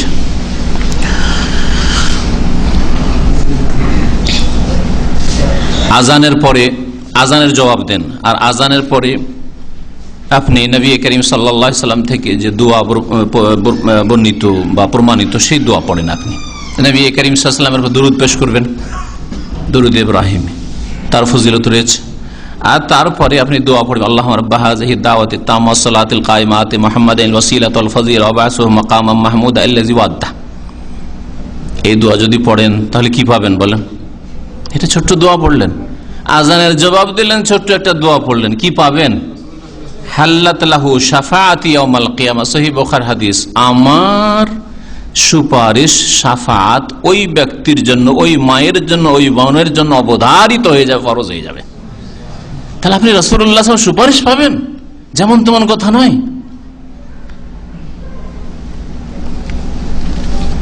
তারপরে আজান একামতের মাঝখানের এই সময়টা গাফিলতিতে না থেকে, ঘুমিয়ে না গিয়ে আপনি দোয়া করতে থাকেন। নবী করিম সাল্লাল্লাহু আলাইহি ওয়াসাল্লামের হাদিস রয়েছে, আদ-দুআ লা ইউরাদ্দু বাইনাল আযান ওয়াল ইকামা, আজান একামতের মাঝখানে দোয়া করলে সে আল্লাহ পাক খণ্ডন করেন না, দোয়া কবুল করেন। মুসনাদ আহমদ, তিরমিজি, আবু দাউদের হাদিস, হাদিসটি সহিহ। তারপরে ফজরের জন্য মা বোনদেরকে বলবো, ফজরের জন্য স্বামীকে জাগান যদি না জেগে থাকে। অনেক গাফেল স্বামী রয়েছে যে আপনার আগে হয়তো জাগি না, হ্যাঁ জাগাবেন তো জাগবেন, স্বামীকে জাগান। ছেলে মেয়েরা বড় রয়েছে, নামাজের বয়স হয়ে গেছে, তাহলে তাদেরকে জাগান। 7 বছর বয়স হয়ে গেছে, জাগান। 7 বছর বয়সে নামাজের নির্দেশ দিতে বলা হয়েছে, আর 10 বছর হলে চাপ সৃষ্টি করে জবরদস্তি উঠান। নামাজ নামাজের জন্য ছেলে মেয়েদেরকে জাগাবেন আপনি, এবং এই যে জাগাচ্ছেন, স্বামীকে জাগাচ্ছেন, ছেলে মেয়েদেরকে নামাজের জন্য জাগাচ্ছেন, এটাকে মনে করবেন না যে এটা আপনার ডিউটি, যদি না জাগান তাহলে হয়তো আপনার স্বামী হয়তো অসন্তুষ্ট, আমাকে জাগাওনি কেন, না, নেকির আশায় আপনি জাগাবেন। আর ছেলে মেয়েদেরকে উপদেশ দেবেন মাঝে মাঝে, চাপ সৃষ্টি করে সব সময় নয়, খারাপ ভাষা দিয়ে নয়, বরং অনেক সময় উপদেশ কাজ করে, কিন্তু চাপ সৃষ্টি করলে বিদ্রোহী হয়ে যায় মানুষ। বিশেষ করে যারা নতুন নতুন অবস্থা আছে, এখন কচি কাঁচা, এটাকে যদি চাপ সৃষ্টি করেন তো বিদ্রোহী হয়ে যাবে। ওকে যদি বুঝিয়ে বলেন, হ্যাঁ, উপদেশমূলক কথা বলেন, তো হয়তো গ্রহণ করবে। এক একজনের মধ্যে এক একটা গুণ রয়েছে। নবী করিম সাল্লাল্লাহু আলাইহি ওয়াসাল্লাম হাদিস, ওয়ালাউ ইয়ালামুনা মা ফিল আতামাতি ওয়াসুবহি, মানুষ যদি জানতো যে এশার নামাজের কি ফজিলত আর ফজর নামাজের কি ফজিলত, লা আতাউহুমা ওয়ালাউ হাবওয়ান, তাহলে যদি চলতে না পারে, খোড়া লোক হয়, পাছাই ভর দিয়ে বা হামাগুড়ি দিয়েও আসবে, অচল দাঁড়াতে পারেন না, হামাগুড়ি দিয়ে আসবে বা পাছা ভর দিয়ে মসজিদে পৌঁছিবে। মুত্তাফাক বুখারী মুসলিমের হাদিস।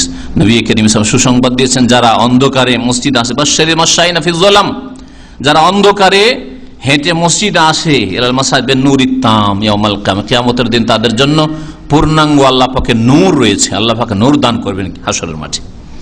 তিরমিজি, ইবনে মাজাহ হাদিস, হাদিসটি সহিহ। ফজরের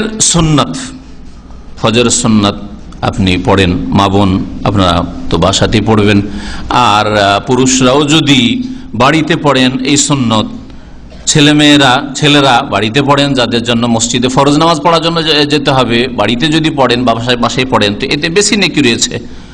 নবী করিম সাল্লাল্লাহু আলাইহি ওয়াসাল্লামের হাদিস, আফজালু সালাতিল মারই ফি বাইতিহি ইল্লাল মাকতুবা, সর্বোত্তম নামাজ পুরুষ লোকদের নিজের বাড়িতে, ইল্লাল মাকতুবা, তবে ফরজ নামাজ, ফরজ বাড়িতে চলবে না, পুরুষদের জন্য ফরজ বাড়িতে চলবে, ইল্লাল মাকতুবা, আর মহিলাদের ফরজ, সুন্নাত, নফল সমস্ত নামাজ বাড়িতে পড়া। ওয়াবুয়ুতুহুন্না খায়রুল লাহুন্না, নারীদের জন্য তাদের বাড়িতে নামাজ পড়া উত্তম, যে কোনো নামাজ।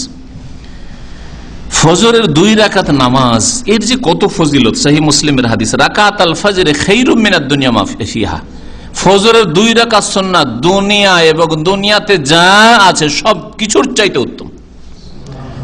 দুনিয়াতে কত নেতৃত্ব আর কত দেশ আর কত দেশের শক্তি, আর তাদের দেশে কত কি আছে সম্পদ, সমস্ত কিছুর চাইতে উত্তম হচ্ছে ফজরের 2 রাকাত নামাজ। নবী করিম সাল্লাল্লাহু আলাইহি ওয়াসাল্লামের কথা, আপনি একজন মুসলিম, একদিকে দুনিয়ার গদি, হ্যাঁ, আর আরেকদিকে 2 রাকাত নামাজ। 2 রাকাত নামাজ সারা পৃথিবীর গদির চাইতে ভালো। তা গদির জন্য কেন ছুটব? আখিরাতের জন্য ছোট, জান্নাতের জন্য ছোট। নামাজ যখন শেষ হয়ে গেল, তখন নামাজ পড়েই দৌড় দিলেন আর বিছানায় শুয়ে গেলেন, অথবা আর কিছু করতে লাগলেন না। নামাজ পড়ার পরে মুসাল্লায় বসে যান, যেখানে নামাজ পড়লেন জিকির আজকার করেন, নামাজের পরে যে জিকিরগুলি রয়েছে, তারপরে সকালবেলার বেশ কিছু জিকির আজকার রয়েছে সুন্নতি, সেগুলি পাঠ করেন। তার সাথে সাথে সম্ভব হলে কিছু কোরআন তেলাওয়াত করেন। আল্লাহ পাক সূরা মুজাম্মিলে বলছেন, ফাকরাউ মা তায়াসসারা মিনাল কোরআন, কোরআন থেকে যতটা সহজ হয় পড়ো। এটা শুধু এই নাই যে বিশেষ কোন জায়গায় ক্ষেত্রে বলা হয়েছে, এটা আম কথা, সাধারণ কথা। ফাকরাউ মা তায়াসসারা মিনাল কোরআন, আপনার আলহামদুলিল্লাহ ডিউটি নেই, অল্প ডিউটি, তা আপনি একটু বেশি করেন পড়েন। কারো একটু ভারী ডিউটি আছে, কম পড়বে একটু, হ্যাঁ। কারো শরীর অসুস্থ আছে, একটু কম তেলাওয়াত করবে। আল্লাহ সুস্থ রেখেছেন, আল্লাহ বড় নিয়ামত দান করেছেন, তো আপনি বেশি কোরআন তেলাওয়াত করেন। তারপরে যখন সূর্য উঠে যাবে, সূর্য ওঠার পরে বসে থাকেন। সবচাইতে উত্তম হচ্ছে, মা বোনদের জন্য হোক আর পুরুষের হোক, সব ক্ষেত্রে কিন্তু উত্তম হচ্ছে যে মসজিদে বসে থেকে পুরুষরা, আর মুসাল্লায় যায় নামাজে যেখানে নামাজ পড়লেন মা বোনেরা, বসে থাকেন সূর্য ওঠা পর্যন্ত। সূর্য ওঠা যাওয়ার পরে কাছাকাছি 20 মিনিট আর অপেক্ষা করেন, কারণ সূর্য ওঠার যে টাইমটা আজকাল লেখা হচ্ছে, সেটা ঠিক সূর্য যে সময় উঠছে ওই সময়ের কথা। তাহলে পুরোপুরি সূর্যটা উঠতে 20 মিনিটের মতো লাগতে পারে। এই জন্য ওলামারা বলছেন যে আপনি 20 মিনিট পরে ইশরাকের সালাত পড়তে পারেন, যে ইশরাকের অপর নাম হচ্ছে সালাতুদ দুহা, চাস্তের নামাজ, এটা ফার্সিতে জোহাকে চাস্ত বলা হয়। আর এরই আরেক নাম হচ্ছে সলাতুল আউয়াবিন, আল্লাহ অভিমুখীদের নামাজ। মাগরিব পরে আউয়াবিনের নামাজ নেই, এটা বিদাতি কথা। সকালবেলা পড়লে, সকালবেলা সূর্য ওঠার পর থেকে শুরু করে মাথার উপর সূর্য আসার আগে পর্যন্ত পড়লে সেটা সলাতুল দোহা, সলাতুল ইশরাক, সেটাই হচ্ছে সলাতুল আউয়াবিন। কিন্তু আউয়াবিনের নামে মাগরিব পর যদি পড়েন তার সুন্নত হবে না, নেকি পাওয়া যাবে না, বিদাত হবে না। মান আমিলা আমালান লাইসা আলাইহি আমরুনা ফাহুয়া রাদ্দুন। যদি কেউ এমন কোন আমল করে, আমল করলো নামাজ পড়লে, কিন্তু নবী করিম সাল্লাল্লাহু আলাইহি সাল্লামের আদর্শ না। নবী সাল্লাল্লাহু আলাইহি ওয়াসাল্লাম আদর্শ হচ্ছে যখন উটের বাচ্চার পায়ে গরম লাগতে লাগে, রৌদ্র উঠে সকাল 8টা 9টা 10টা এই সময়গুলিতে, ওই সময়টা হচ্ছে সলাতুল আউয়াবিন হিনা তারমিজুল ফিসাল। আর মাগরিব পরে আউয়াবিনের নামাজ পড়বেন, ফাহুয়া রাদ্দুন, প্রত্যাখ্যাত, আল্লাহ কবুল করবেন না। এই যে নামাজ পড়বেন, মা বোনদেরকে বিশেষ করে বলছি, কারণ তারা অনেকটাই ফ্রি থাকেন। হয়তো ফজরের নামাজ পড়ার পরে নবী করিম সাল্লাল্লাহু আলাইহি ওয়াসাল্লাম বসে যে ইজা সাল্লাল ফাজরা তারাব্বা ফি মাজলিসিহি, ফজর নামাজ পড়ে নবী করিম সাল্লাল্লাহু আলাইহি ওয়াসাল্লাম মুসাল্লায় বসে যে হাত্তা তাতুলু আশ-শামসু হাসানা, সুন্দর হয়ে সূর্য যখন উঠে যেত ততক্ষণ পর্যন্ত বসে থাকতেন। তারপরে ইশরাকের নামাজ পড়তেন। নবী সাল্লাল্লাহু আলাইহি ওয়াসাল্লাম ইশরাকের নামাজের ফজিলত সম্পর্কে বলছেন, মান সাল্লাল গাদাতা ফি জামাতিন, যে ব্যক্তি ফজর নামাজ জামাতে পড়লো, সুম্মা কাদা ইয়াজকুরুল্লাহ, তারপর আল্লাহ পাকের জিকির আজকার করতে থাকলো, হাত্তা তাতুলু আশ-শামস, সূর্য ওঠা পর্যন্ত, সুম্মা সাল্লা রাকাতাইন, সূর্য উঠে যাওয়ার পরে 2 রাকাত নামাজ পড়ে, কানা লাহু কাজরি হাজ্জাতিন ওয়া উমরাতিন তাম্মাতিন তাম্মাতিন তাম্মা, 3 বার করে তাম্মা বলেছেন। নবী সাল্লাল্লাহু আলাইহি ওয়াসাল্লাম বলছেন, যেই ব্যক্তি 2 রাকাত নামাজ পড়ে সূর্য ওঠার পরে, তার 1 হজ 1 উমরার পূর্ণ পূর্ণ পূর্ণ নেকি হবে। নবী করিম সাল্লাল্লাহু আলাইহি ওয়াসাল্লাম বলছেন, হাদিস তিরমিজিতে রয়েছে, হাদিসটিকে আল্লামা নাসির আলবানী সহিহ বলেছেন। এই সালাতুল দুহা সম্পর্কে আরো শুনেন এর ফজিলত, সহিহ মুসলিম আছে। নবী করিম সাল্লাল্লাহু আলাইহি ওয়াসাল্লাম থেকে আবু যার রাদিয়াল্লাহু তাআলা বর্ণনা করছেন, বলছেন যে রাসূলুল্লাহ সাল্লাল্লাহু আলাইহি ওয়াসাল্লাম বলেছেন, ইউসবিহু আলা কুল্লি সুলামিন কুল্লি আহাদিকুম সাদাকা, প্রত্যেক মানুষের প্রত্যেকটা যে অঙ্গ প্রত্যঙ্গ রয়েছে, জোড় গ্রন্থি শরীরের, এখানে একটা জোড় আছে, এই যে এখানে জোড়, এইখানে জোড়, তাই না?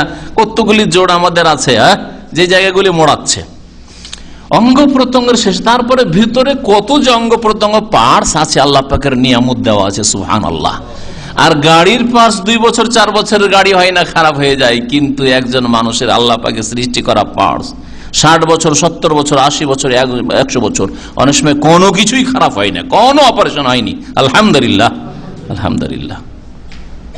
কত বড় আল্লাহ পাকের নিয়ামত। নবী করিম সাল্লাল্লাহু আলাইহি ওয়াসাল্লাম বলছেন যে প্রত্যেকটা অঙ্গ যে মানুষের রয়েছে তার পক্ষ থেকে 1 টাকা করে সাদকা প্রত্যেক সকালে হওয়া উচিত। সকাল হচ্ছে প্রত্যেক অঙ্গ প্রত্যঙ্গের তরফ থেকে 1টা করে সাদকা করো। ফাকুল্লু তাসবিহাতিন সাদাকা, প্রত্যেকটা তাসবিহ সাদাকা। তাহলে সুবহানাল্লাহ সুবহানাল্লাহ সুবহানাল্লাহ পড়লেন, সাদকা হইল, কিছু অঙ্গের সাদকা আদায় হইল। ওয়াকুল্লু তাহমিদাতিন সাদাকা, আর প্রত্যেক আলহামদুলিল্লাহ সাদাকা, আলহামদুলিল্লাহ আলহামদুলিল্লাহ আলহামদুলিল্লাহ পড়লেন, বেশ কিছু সাদকা হয়ে গেল। ওয়াকুল্লু তাহলিলাতিন সাদাকা, প্রত্যেক লা ইলাহা ইল্লাল্লাহ লা ইলাহা ইল্লাল্লাহ পড়লেন, সাদাকা। সম্মিলিত নয়, চিৎকার করে নয়, এগুলো হচ্ছে বিদাতি তরিকা। আপনি একা একা মনে মনে আপনি আস্তে আস্তে জিকির আজকার করবেন। জি, ওয়াকুল্লু তাকবীরাতিন সাদাকা, আর প্রত্যেক তাকবীর হচ্ছে সাদাকা। তাহলে অঙ্গ প্রত্যঙ্গের তরফ থেকে কত সাদকা হচ্ছে। আল্লাহ যেমন অনেক অঙ্গ প্রত্যঙ্গ শরীরে দিয়েছেন, তেমন অনেক সাদাকা আপনি করেন। ও আমরুন বিল মারুফের সাদাকা, সারা দিনে অনেক ভালো ভালো কথা বললে মানুষকে।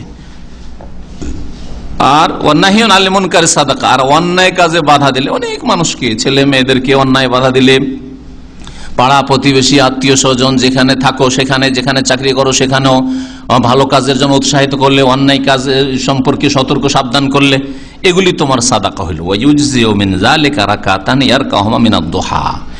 এই এতগুলি বিভিন্ন রকমের সাদাকা বলার পরে নবী করিম সাল্লাল্লাহু আলাইহি ওয়াসাল্লাম বলছেন, যদি বেশি না পারো তো কমের পক্ষে 2টা রাকাত নামাজ পড়ে নাও।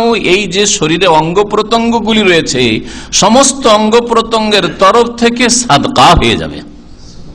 চিন্তা করেন আপনি, ওয়ায়ুজজিউ মিন যালিকা, এই যে অঙ্গ প্রত্যঙ্গগুলি রয়েছে এর সাদকা হিসাবে যথেষ্ট হবে কি? রাকাতানে, 2 রাকাত নামাজ। ইয়ারকাহুমা মিনাদ দুহা, যে দোহার সময় যে 2 রাকাত নামাজ আদায় করতে পারবে। হাদিসটি সহিহ মুসলিম।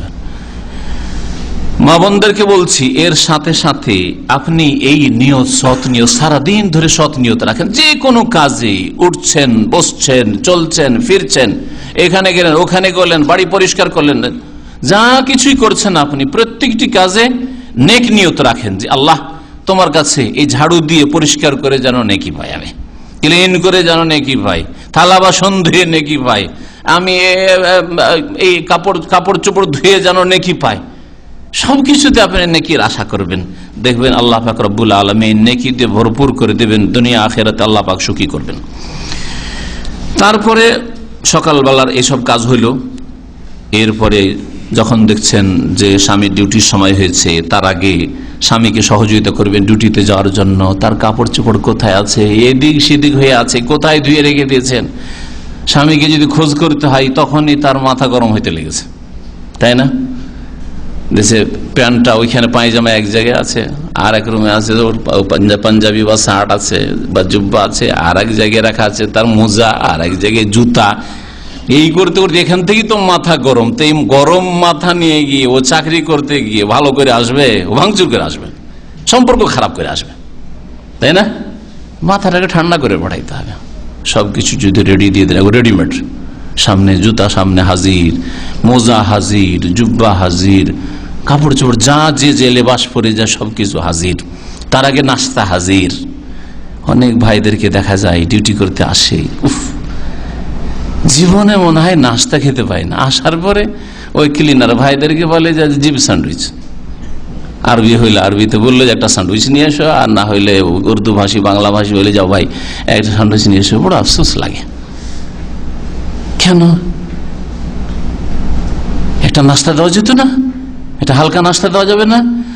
আর যেসব ভাইরা সারাদিন ধরে এক টাইম ডিউটি করেন, দুই বেলা নয়, দুপুরে ফিরবেন না, তাদের স্ত্রীদেরকে এই চিন্তা রাখা উচিত যে আমার স্বামীকে নাস্তা তো সকালের দিলাম, তার সাথে দুপুরের জন্য কিছু বেঁধে দিই। আর বেঁধে দিবেন তো বাসি মাসি দিয়ে না, যে কালকের তৈরি করা আছে ওইটা বেঁধে দিয়ে দিলেন।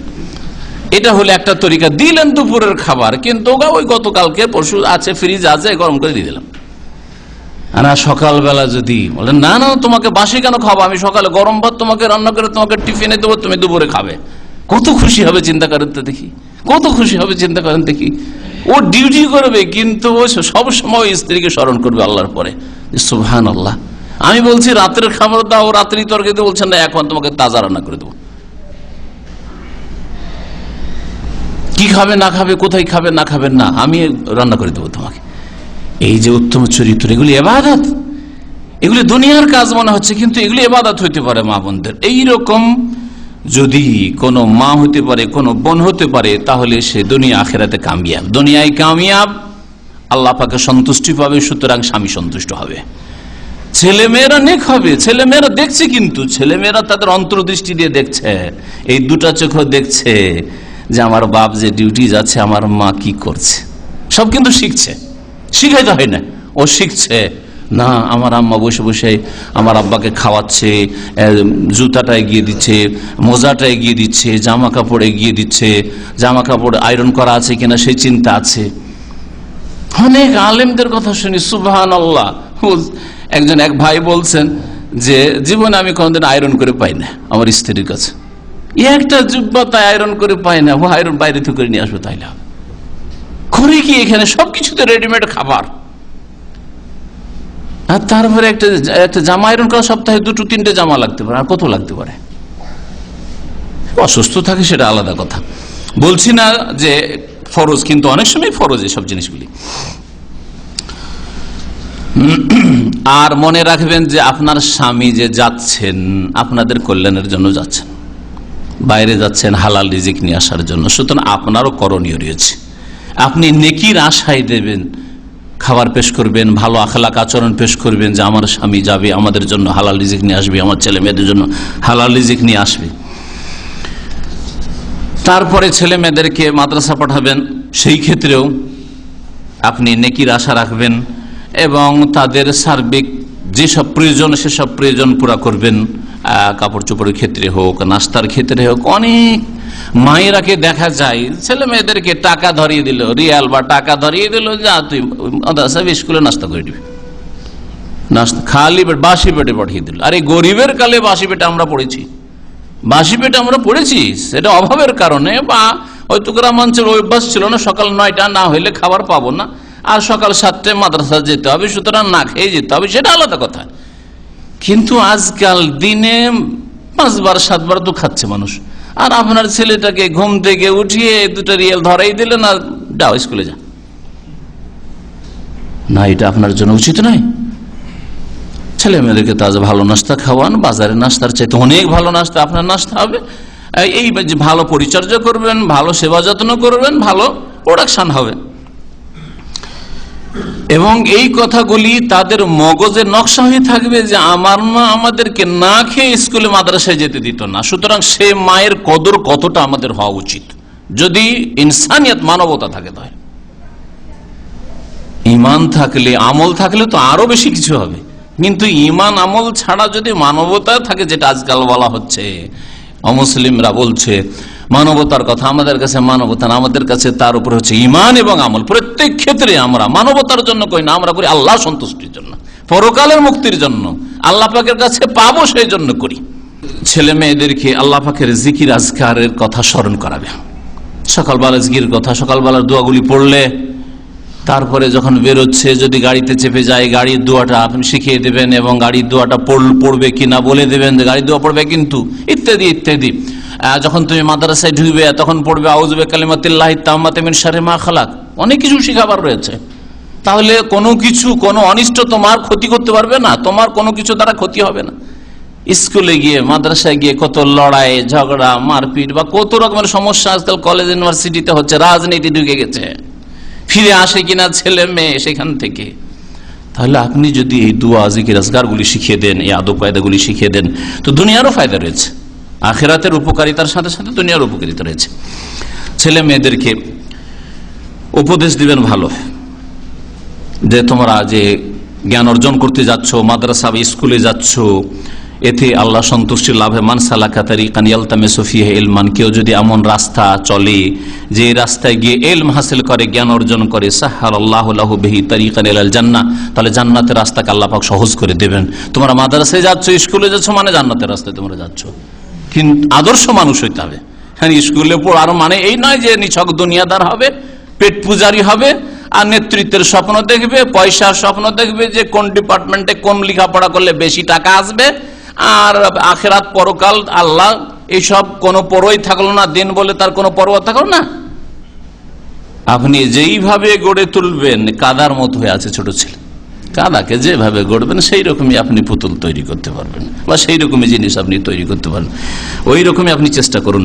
ছেলে মেয়েদেরকে আরো শিখাবেন জিকির আজকারের কথা। বলেন নবী করিম সাল্লাল্লাহু আলাইহি ওয়াসাল্লামের হাদিস যে আহাব্বুল আমাল ইলা আল্লাহ, নবী সাল্লাল্লাহু আলাইহি ওয়াসাল্লামকে জিজ্ঞাসা করা হয় সবচেয়ে প্রিয় আমল কি, তখন এখানে বলে আনতামুতা ওয়া লিসানুকা রাতাবু মিন যিকরিল্লাহ, তোমার মওত যখন আসবে সেই সময়ও যেন তোমার জবান আল্লাহ পাকের জিকির আজকারে, আল্লাহ পাকের স্মরণে তাজা হয়ে থাকে, মানে সবসময় আল্লাহ পাকের জিকির আজকার করবে। তাবারানী হাদিস, হাদিসটি আল্লামা নাসির আলবানী সহিহ বলেছেন। এইভাবে জোহরের সময় হলো, জোহরের সময় জোহরের নামাজের জন্য প্রস্তুতি, উজু এবং উজুর পরে যে দোয়া রয়েছে, মুয়াজ্জিনের আজানের জবাব রয়েছে, এসব করার পরে যেগুলি ফজরের ক্ষেত্রে বললাম, জোহরেও সেগুলি করবেন। তারপরে আজান ইকামতের মাঝখানে দোয়া কবুল হয়, সেটা সবসময় 5 ওয়াক্তেই হয় সেটা। আর তারপরে সুন্নতে রাতে পড়বেন। আজকাল অনেকে সুন্নতগুলির ক্ষেত্রে অবহেলা করে, কেউ অবহেলা করে আর কেউ সুন্নতগুলিকে ফরজের মতো করে। যেই দিন পড়লো সুন্নত সহ পড়লো, আর যেই দিনে পড়লো না, যারা সুন্নত ফরজে পার্থক্য করেন আমাদের দেশের মানুষ যেমন অধিকাংশ, যেই দিন পড়লো না 3 ওয়াক্ত পড়লো, ব্যাস ফরজটাও নেই, বাকি 2 ওয়াক্তের। আবার কিছু লোকেরা আছে যে শুধু সারা জীবন ওই ফরজটাই পড়ে, মনে করে যে ব্যাস ফরজ পড়লেই হলো, সুন্নত পড়ে না। দুটোই ভুল, দুটোই ভুল। যদিও এক শ্রেণীর লোক বেশি অপরাধী, যারা ফরজ ছেড়ে দিল, 3 ওয়াক্ত পড়লো খুব একবারে ফুল করে, সুন্নত নফল মুস্তাহাব সব দিয়ে, আর 2 ওয়াক্ত 1 ওয়াক্ত ফজরটাই ছেড়ে দিল, তাহলে বড় অপরাধী, গুনাহগার হইতে হবে, জাহান্নামের সম্মুখীন হইতে হবে এই অবস্থায় গেলে। আর যারা সুন্নত নামাজ পড়ে না, শুধু ফরজ পড়ে, তাদের আশঙ্কা আছে যে কখন শয়তান তাদের ফরজে হামলা করে দিবে।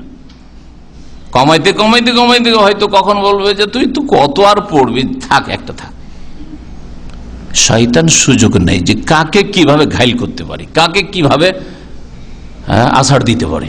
শয়তান লেগে আছে সবসময়। ইন্না শাইতান লাকুম আদু, শয়তান তোমাদের শত্রু, ফাত্তাখিযু আদু, শয়তান থেকে সাবধান। সুতরাং ফরজ নামাজটাকে সেভ করার জন্য তার আগে পরে সুন্নত দেওয়া হয়েছে। আগে সুন্নতটা পড়লেন যাতে ফরজ তাকবীর তাহরিমাটা অবশ্যই পাওয়া যায়, পরে আপনি সুন্নত পড়লেন যাতে করে নামাজের পরে জিকির আজকার পড়ে তারপরে সুন্নতটা পড়লেন, সুন্দর হলো তাহলে নামাজটা। এই হিকমতের কারণে সুন্নতের রাতেবগুলি আগে পরে দেওয়া হয়েছে। আল্লাহ পাক রব্বুল আলামিন, এছাড়া বহু হিকমত থাকতে পারে। কোরআন কারীম তেলাওয়াত করবেন, আর এই জোহরের নামাজের যে সুন্নতগুলি রয়েছে বা অন্যান্য সুন্নত রয়েছে, এই সমস্ত সুন্নত সম্পর্কে রাসূলুল্লাহ সাল্লাল্লাহু আলাইহি ওয়াসাল্লামের সহিহ মুসলিমের হাদিস, এই 12 রাকাত সুন্নাত, মান সাল্লা ইসনাতাই আশারাতা রাকাতান ফি ইয়াউমিন ওয়া লাইলা, রাত দিনে কেউ যদি 12 রাকাত সুন্নাত আদায় করে, বনিয়া লাহু বিহিন্না বাইতুন ফিল জান্নাহ, এর বিনিময়ে আল্লাহ পাক তাদের জন্য কি করবেন, স্পেশাল একটা জান্নাতে ঘর দেবেন। জান্নাতের ঘর মানে এই নয় যে দুনিয়ার কোন একটা করে ঘর বা দুনিয়ার একটা বিশাল কোন প্রাসাদ, না, আল্লাহ পাক রব্বুল আলামিন যে কি দেবেন মানুষের কল্পনার বাইরে। ওয়ালা খাতারা আলা কলবে বাশার, কোন মানুষ কল্পনার জগতে দৌড় দিয়েও চিন্তা করতে পারবে না যে এত সুন্দর ঘর হইতে পারে, এত বড় ঘর হইতে পারে, এত নিয়ামত হইতে পারে। ওয়াইজা রাআইতা সাম্মা রাআইতা নাঈমা ওয়া মুলকান কাবীরা, যখন সেখানে জান্নাতে দেখবি, ওয়াইজা রাআইতা সাম্মা, ওখানে যখন দেখবি, রাআইতা নাঈমান, বহু নিয়ামত দেখবি, বহু নিয়ামত দেখবি, ওয়া মুলকান কাবীরা, বিশাল রাজত্ব দেখবে। সুবহানাল্লাহ। আল্লাহ পাক রব্বুল আলামিন জান্নাতে এত নিয়ামত রেখেছেন। আল্লাহ পাক আমাদের সকলকে যেন জান্নাতুল ফিরদৌস দান করেন, জান্নাতে যাওয়ার মতো আমল করার যেন তৌফিক দান করেন। আল্লাহ পাক যেন আমাদের উপর রহম করেন, গুনাহ খাতা মাফ করেন। তারপরে মাঝে মধ্যে যখনই সকালবেলা কিছু কোরআন তেলাওয়াতের চেষ্টা করবেন, জোহরে কিছু কোরআন তেলাওয়াতের চেষ্টা করবেন। আর মনে রাখবেন, মা বোনদেরকে বিশেষ করে বলছি, কারণ আপনারা অনেক ফুরসতে থাকেন, রান্না হয়ে গেছে বা রান্নার সময় হয়নি, কোনো কাজ নেই, সুতরাং এই সময়গুলোকে কাজে লাগান। আজকাল মহিলারা বিশেষ করে যারা প্রবাসী এখানে এসেছে কোনো কাজ পায় না, এই জন্য সকাল থেকে নিয়ে জোহর পর্যন্ত ঘুমায়, আর কাজই নেই। দিন শিক্ষা নেই, কোরআন শিক্ষা নেই, কোরআন শোনা নেই, কোরআনের তরজমা তাফসির পড়া নেই, ইসলামিক আলোচনা শোনার নেই, কাজের শেষ নেই কাজ করলে, কিন্তু না কিছুই করবে না, নাকে তেল দিয়ে ঘুমাচ্ছে, কারণ অসুবিধা নাই, ও স্বামী তো বিকেলে আসবে, জোর পরে উঠবে, রান্না করবে। নবী করিম সাল্লাল্লাহু আলাইহি ওয়াসাল্লাম বলেছেন, মান কারা হারফা মিন কিতাবিল্লাহ, কোরআনে কারীমের কেউ যদি একটা অক্ষর পড়ে, ফালাহু বিহি হাসানা, তাহলে এক নেকি পাবে। ওয়াল হাসানাতু বিআশরি আমসালিহা, আর একটি নেকি 10 গুণ হয়। আলিফ লাম মিম পড়লে একটা হরফ হয় না, বরং আলিফ পড়লে একটা হরফ হয়ে যায়, লাম একটা হরফ হয়, মিম একটা হরফ হয়, তাহলে কত নেকি হইল? আলিফ লাম মিম পড়লে 30 নেকি হইল। আল্লাহ পাক এর চাইতে বেশি নেকি দিতে পারেন। আল্লামা নাসির আলম রহমতুল্লাহ হাদিসটিকে সহি বলেছেন। তারপরে যখন রান্নাঘরে যাবেন, দুপুরের খাবার তৈরি করবেন, তাতেও আপনি নেকির আশা করবেন। নেকির কাজ করছেন, এমন না যে নামাজ পড়লেন তখন শুধু নেকি, দুয়া জিকির আজকার করলেন তখন নেকি, আর এখন কিচেনে এসছেন সেই জন্য আর নেকি নেই, দুনিয়াদারি করছেন না, এতেও নেকি রয়েছে। আল্লাহর কাছে নেকির আশা, প্রতিদানের আশা রাখবেন যে আল্লাহ এই কাজ করছি তোমাকে রাজি করার জন্য, আমার স্বামীকে খুশি রাখার জন্য, সুখে রাখার জন্য, আর আমার ছেলে মেয়েদের পরিচর্যা সেবা যত্নের জন্য, যাতে তুমি রাজি হও। এবং এই রান্নার সময়টাকেও ভালো কাজে লাগানো যেতে পারে। রান্নার সময় হাত কাজ করছো, জবানটা তো কোনো কাজ করে না, না করে? কোনো কাজ করেন না, হাত কাজ করছে, চোখ কাজ করছে, বাকি জবান তো ফ্রি আছে। সুতরাং জবানটাকে তাসবিহ, তাহলিল, তাহমিদ, আল্লাহ পাকের জিকির আজকার লাগানো যেতে পারে। অথবা জবানটাকে যদি এইসব কাজ, কখন এইটা করলেন, আর কিছু সময় কানটা তো ফ্রি আছে, কান দিয়ে তো রান্নার কাজ হয় না, না হয়? হাত দিয়ে হয়, তাই না? চোখ দিয়ে হয়, দেখতে হয় কি অবস্থায় আছে না আছে। কান তো কোনো কাজে লাগে না, তাহলে কানটাকে কাজে লাগান। কোরআন তেলাওয়াত চালু করে দেন, একটু রেডিওতে হোক বা কিছুতে হোক, অথবা আপনি এই করেন ইসলামিক একটা আলোচনা লাগিয়ে দেন। আজকাল মোবাইল মেমোরি আছে, বেশি কিছু একটা মোবাইল মেমোরিতে 4GB 8GB মেমোরি যদি লাগিয়ে দেওয়া হয়, কিচেনে কাজ চলছে, শুনতে আছেন, কত ফায়দা আপনার। তাহলে কান দিয়ে আপনার মধ্যে ইসলামের অনেক নলেজ ঢুকলো, জ্ঞান ঢুকলো, রান্নার কাজ হয়ে গেল, আপনার অজ্ঞতা দূর করলেন, আল্লাহ পাকের দিন জানলেন, আকীদার সংশোধন হলো, ইবাদত সুন্দর করে করার আর জ্ঞান হাসিল হইলো, আখলাক চরিত্র গঠন কেমন করে হবে, দুনিয়া আখিরাত কি করে সুন্দর হবে, দিনই আলোচনা শুনলেন আপনি। এইভাবে প্রতিদিন 2 ঘন্টা 3 ঘন্টা একজন মা বোন রান্নাঘরে কাটায়। যদি এই সময়টা ইসলামিক আলোচনা শোনাই, লাগাই, তাহলে কত কি শিখতে পারে, কত কি শিখে নিতে পারে। আল্লাহ পাক যেন আমাদের মা বোনদেরকে তার তৌফিক দান করেন। এর মধ্যে বেশি বেশি জিকির আজকার করবে, তাসবিহ তাহলিল করবে, ইস্তেগফার দোয়া করবে, আস্তাগফিরুল্লাহ পড়েন। কতক্ষণ লাগে? 100 বার আস্তাগফিরুল্লাহ পড়ে 10 মিনিট লাগবে না, হয়তো 10-15 মিনিটের মধ্যে আপনার ইস্তেগফার হয়ে গেল, বহু তাসবিহ তাহলিল হয়ে গেল, জিকির আজকার বহু হলো। আলা বিযিকরিল্লাহি তাতমাইন্নুল কুলুব। আল্লাহ পাক সূরা রাদ ইরশাদ করেছেন আয়াত নম্বর 28 যে আল্লাহ পাকের স্মরণে মানুষের মনে শান্তি হাসিল হয়। আল্লাহ পাকের স্মরণ যেমন সুবহানাল্লাহ, আলহামদুলিল্লাহ, লা ইলাহা ইল্লাল্লাহ, সুবহানাল্লাহি ওয়া বিহামদিহি, সুবহানাল্লাহিল আযীম ইত্যাদি ইত্যাদি, তেমনি আল্লাহ পাকের স্মরণ হচ্ছে কোরআন তেলাওয়াত করা, না হয় শোনা। তেমনি কোরআনের তরজমা, তাফসীর, ইসলামিক আলোচনা, আল্লাহর আলোচনায় চলছে, ইসলামিক আলোচনা, কোরআন সুন্নাহর আলোচনা চলছে, তাওহীদ এদের আলোচনা চলছে, তার মানে আল্লাহরই আলোচনা চলছে। আল্লাহর আলোচনা কিন্তু আরবিতে জিকিরুল্লাহ বলা হয়। তো জিকিরুল্লাহ মানে শুধু 2-4টা বাক্যে সীমিত নয়, জিকিরুল্লাহ মানে যাতে আল্লাহ পাকের আলাপ আলোচনা চলছে, সেটা হচ্ছে আল্লাহ পাকের জিকির। সুতরাং কোরআনের মজলিস জিকির, এটা হচ্ছে জিকিরের মজলিস। জিকিরের মজলিস মানে এই নাই যে এটা বিদাতিরা বুঝেছে যে একসাথে জিকির করেন, সুবহানাল্লাহ সুবহানাল্লাহ শুরু করে দেন, অথবা সুবহানাল্লাহ করার তৌফিক হয় না, কারণ সুন্নাতে জিকির করার তৌফিক হয় না, এই শুরু করো সুর ধরে একবারে, হ্যাঁ, ওইসব নেই। জিকির জিকির আল্লাহর কথা বলা হচ্ছে, রাসূলের কথা বলা হচ্ছে, আখিরাতের কথা বলা হচ্ছে, আল্লাহ পাকের ভয়ভীতির কথা বলা হচ্ছে, আল্লাহ পাকের নিয়ামতের কথা বলা হচ্ছে, আল্লাহ পাকের আযাবের কথা বলা হচ্ছে, আল্লাহ পাকের কুদরতের কথা বলা হচ্ছে ইসলামিক আলোচনাতে। এইগুলি হচ্ছে আল্লাহ পাকের জিকির, জিকিরুল্লাহ। তারপরে দুপুরবেলা খাওয়া দাওয়া করে যখন ঘুমাবেন, সেই ক্ষেত্রে মনে রাখেন মুআয ইবনে জাবাল রাদিয়াল্লাহু তাআলা আনহু, সহিহ বুখারীতে সহিহ মুসলিম হাদিসটা রয়েছে, তিনি বলছেন ইন্নী লা আহতাসিবু ফি নাওমাতি কামা আহতাসিবু ফি কওমাতি। আমি ওইভাবে আমার নিদ্রাতে ঘুমে নেকির আশা রাখি যেমন আমি কিয়াম তাহাজ্জুদ পড়ার সময় নেকির আশা রাখি। কে বলেছেন? মুআয ইবনে জাবাল রাদিয়াল্লাহু তাআলা আনহু, রাসূলুল্লাহ সাল্লাল্লাহু আলাইহি ওয়াসাল্লামের যুবক সাহাবী। তার যৌবনকালেই তাকে ইয়ামানের গভর্নর দায়িত্বশীল করে রাসূলুল্লাহ সাল্লাল্লাহু আলাইহি ওয়াসাল্লাম পাঠিয়েছিলেন, দায়ী করে পাঠিয়েছিলেন। কেমন ভাবে দাওয়াত দিতে হবে? প্রথম তাওহীদের দাওয়াত দেবে, তাওহীদ যদি মেনে নাই, শিরক মুক্ত হয়ে যায়, তাহলে তাদেরকে নামাজের দাওয়াত দেবে, নামাজ যদি মেনে নাই তাহলে যাকাতের দাওয়াত দেবে। এইভাবে শিখেছিলেন এই যুবক ছেলেকে, সাহাবীকে রাদিয়াল্লাহু তাআলা আনহু। তিনি বলছেন আমি যেমন আমার কিয়াম তাহাজ্জুদে নেকির আশা রাখি, তেমনি আমি নেকির আশা রাখি কিসে? আমার ঘুমাইলেও নেকির আশা রাখি। তাহলে যখন বিছানায় ঘুমাইতে যাচ্ছেন, দুপুরে 1 ঘন্টা হোক অথবা রাত্রে হোক, যেই সময় হোক, তাতে নেকির আশা রাখবেন। নিছক দুনিয়াদারি নয় এটা, বরং এই দুপুরে যদি আমি একটু ঘুমিয়ে নিই, 1 ঘন্টা ঘুমিয়ে নিই, তাহলে গিয়ে 5-6 ঘন্টা আবার ডিউটি করতে হবে আমাকে। আমি এই ডিউটির বিনিময়ে আমি হালাল রিজিক নিচ্ছি, ডিউটিটা আমি অ্যাক্টিভ হয়ে সক্রিয় হয়ে করতে পারবো। নাকি হইলো না? না হলে দুপুর বেলা না ঘুমাইলে খেয়ে দিয়ে এসে ঝিমাচ্ছেন, আপনি দেখছেন যে ফরমান তো নাই, মতি টদির নাই, তো ঘুমাই, একটু ঘুমাই গেছে। করে না?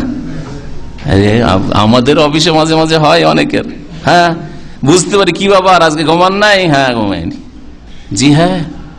সুতরাং আপনি, এটা একটা দিক। আর একটা দিক হচ্ছে যে আমি যদি আমার ঘুমটা মোটামুটি 5-6 ঘন্টা করে নিই, তাহলে বাকিটা আমি উঠে যেতে পারবো। দুপুর একটু রেস্ট হয়ে গেছে, আর এসা পরে যদি আমি শুয়ে যাই, তো রাত 3টায় আমি 4টার দিকে উঠে যেতে পারবো, 1-1 ঘন্টা আমি তাহাজ্জুদ পড়ে নিতে পারবো। নেকির আশা, আমার ঘুমটাকে এই কাজে লাগাবো। আমার ঘুমটা যদি ঠিক থাকে তাহলে সুস্থ থাকবো, ভালোভাবে আল্লাহ পাকের ইবাদত বন্দেগীটা করতে পারবো। কারণ আমার প্রেশার বেশি, আমার সুগার বেশি, যদি আমার ঘুমের ডিস্টার্ব হয়ে যায় তাহলে আমি কিন্তু ইবাদতবন্দি ঠিক রাখতে পারবো না, শরীরটা ঠিক থাকবে না, তখন মসজিদে গিয়ে জামাতে যেতে পারবো না, কত রকম বালা মুসিবত চলে আসবে, তাই না? তাহলে এইভাবে আপনি জীবনে প্রত্যেকটি ক্ষেত্রে নেকির আশা রাখতে পারেন। সকালবেলা আপনি হাঁটছেন, এক্সারসাইজ করছেন, বা আপনি অন্য যে বিকালবেলা সন্ধ্যায় হোক এক্সারসাইজ করছেন, তাতে নেকির আশা করতে পারেন। আমি এক্সারসাইজ কি জন্য করছি? সুস্থ থাকবো, সুস্থ থেকে আল্লাহর ইবাদত বন্দেগী করবো। আর দুনিয়াদার মানুষ না, শরীরটাকে সুস্থ আমাকে রাখতে হবে, নামাজ 5টা ওয়াক্ত, যাতে দিন দুনিয়ার আল্লাহ পাকের পক্ষ থেকে কত যে ফায়দা রয়েছে। নামাজ পড়া তৌফিক হয় না, কিন্তু নিয়মিত 1 থেকে 2 ঘন্টা এক্সারসাইজ করে। একজন ডাক্তার বলছে, সরাসরি সামনে কথা আমার সাথে কয়েক বছর আগে, বলছে কিছু করি আর না করি আমাকে দিনে 2 ঘন্টা আমাকে কি শরীর চর্চা করতে হবে, এক্সারসাইজ করতে হবে। মাশাআল্লাহ, তার সাথে নামাজটা ঠিক করি না, ওতে দিন দুনিয়া দুটোই হবে। নামাজটা পড়িয়ে না, ওতে শরীর চর্চাও হয়ে যাবে আর আখিরাতের চর্চাটা হয়ে যাবে, হ্যাঁ, দুটোই হয়ে যাবে। দুনিয়াও সুন্দর হবে আর আখিরাতও সুন্দর। আজকাল স্কুল থেকে মাদ্রাসায় থেকে এসে অনেক সময় বেশি সময় থাকে না, আধা ঘন্টা 1 ঘন্টা সময় আছে, ছেলেটা রেস্ট করতে গিয়ে ঘুমিয়ে পড়েছে। খুব মায়া লাগা শুরু হয়ে গেল মায়ের। ছেলেটা কি করে উঠাবো আসরের নামাজে, বড়ই কষ্ট হবে, উঠাচ্ছেন না, বড়ই কষ্ট হবে। খুব মায়া লাগলো। আর এই ছেলেটা আসরের নামাজটা পড়বে না, ঘুমিয়ে থাকবে, আর এই সুন্দর ছেলেটার শরীরটা জাহান্নামে জ্বলবে, তখন কষ্ট লাগবে না? তখন কষ্ট লাগবে না? একটু চিন্তা করেন না? দূরদর্শিতা নেই যে আমাকেও মরতে হবে, আমার ছেলেটাকেও মরতে হবে, সেই দিন কি হবে, এত সুন্দর আমার ছেলের দেহটা জাহান্নামে জ্বলবে। মাগরিব হয়ে গেল, উঠাইলেন না। পরীক্ষার সময় না, ফজরে উঠাইতে হবে না, পরীক্ষার সময় আসরে উঠাইতে হবে না, ক্লান্ত ছেলেটা এসছে, ঘুমাই থাক, জাহান্নামের ইন্ধন হবে। ওয়াকুদুহান নাস ওয়াল হিজারা, মানুষ হবে জাহান্নামের জ্বালানি। ছেলে মেয়েদেরকে আসরের নামাজ পড়ার জন্য উঠাবেন, এটা গাফিলতির সময়। ফজরের নামাজের জন্য উঠাবেন গাফিলতির সময়। নবী করিম সাল্লাল্লাহু আলাইহি ওয়াসাল্লাম বলছেন, মুরু আওলাদাকুম বিসসালাতি ওয়া হুম আবনাউ সাবঈ সিনিন, তোমাদের ছেলে মেয়েদেরকে নামাজের সলাতে নির্দেশ দান করো 7 বছর বয়স হলেই। ওয়াদরিবহুম আলাইহা, নামাজের জন্য বেত্রাঘাত করো, মারধর করো, মানে চাপ সৃষ্টি করো। মারা জরুরি নাই, মারার প্রয়োজন না হলে মারবেন না, চাপ সৃষ্টি করবেন, চাপ রাখবেন, খেয়াল রাখবেন 5 ওয়াক্ত পড়ছে কি পড়ছে না। যদি দেখেন যে না, বিনা চাপ সৃষ্টি করে, ভালো খেয়াল রাখছি, তাতেই দেখছি যে না নামাজ পড়ছে, তাহলে তো অসুবিধা নেই। না, নামাজ পড়ছে না, মাঝে মাঝে ফাঁকি দেওয়ার চেষ্টা করছে, তাহলে মাঝে মধ্যে প্রয়োজন হলে মার দিতে হবে। এমন মার নাই মূর্খদের মার, মারবে না, বছরে একবার মারবে, এমন মারবে যে হাত পা ভেঙেই ছাড়বে, হ্যাঁ, ফাটিয়ে ফুটিয়েই ছাড়বে, এইরকম মার না, মূর্খদের মার না, মার দিতে হবে। আমি এর আগের একটা আলোচনা বলেছিলাম, তাদিবের জন্য, তাজিবের জন্য নাই। আরবিতে 2টো কথা বললাম, তর্জমা করে দিয়া। তাদিব মানে আদব দেওয়ার উদ্দেশ্যে, আজাব দেওয়ার উদ্দেশ্য নয়। তাজিব মানে আজাব দেওয়া, শাস্তি দেওয়ার উদ্দেশ্য নয়। উদ্দেশ্য কি হবে? আদব দেওয়া উদ্দেশ্য হবে। আপনি ছেলেকে মারলেও আদব দেওয়া উদ্দেশ্য হবে, স্ত্রীকে যদি আল্লাহ না করে মারার প্রয়োজন হয়, কিন্তু মারা যদি প্রয়োজন হয় আদব দেওয়া উদ্দেশ্য হবে, কখনো আজাব শাস্তি দেওয়া উদ্দেশ্য হবে না। নবী করিম সাল্লাল্লাহু আলাইহি ওয়াসাল্লাম মারেননি। নবী করিম সাল্লাল্লাহু আলাইহি ওয়াসাল্লাম পারমিশন দিয়েছেন, কারণ কোন কোন মানুষের জন্য প্রয়োজন হইতে পারে। কিন্তু নবী করিম সাল্লাল্লাহু আলাইহি ওয়াসাল্লাম মা দারাবা ইমরাতান ওয়ালা খাদেমান কাত্ত, কোন খাদেমকে, চাকর নগরে কোন বিবিকে কখনো মারেন নাই।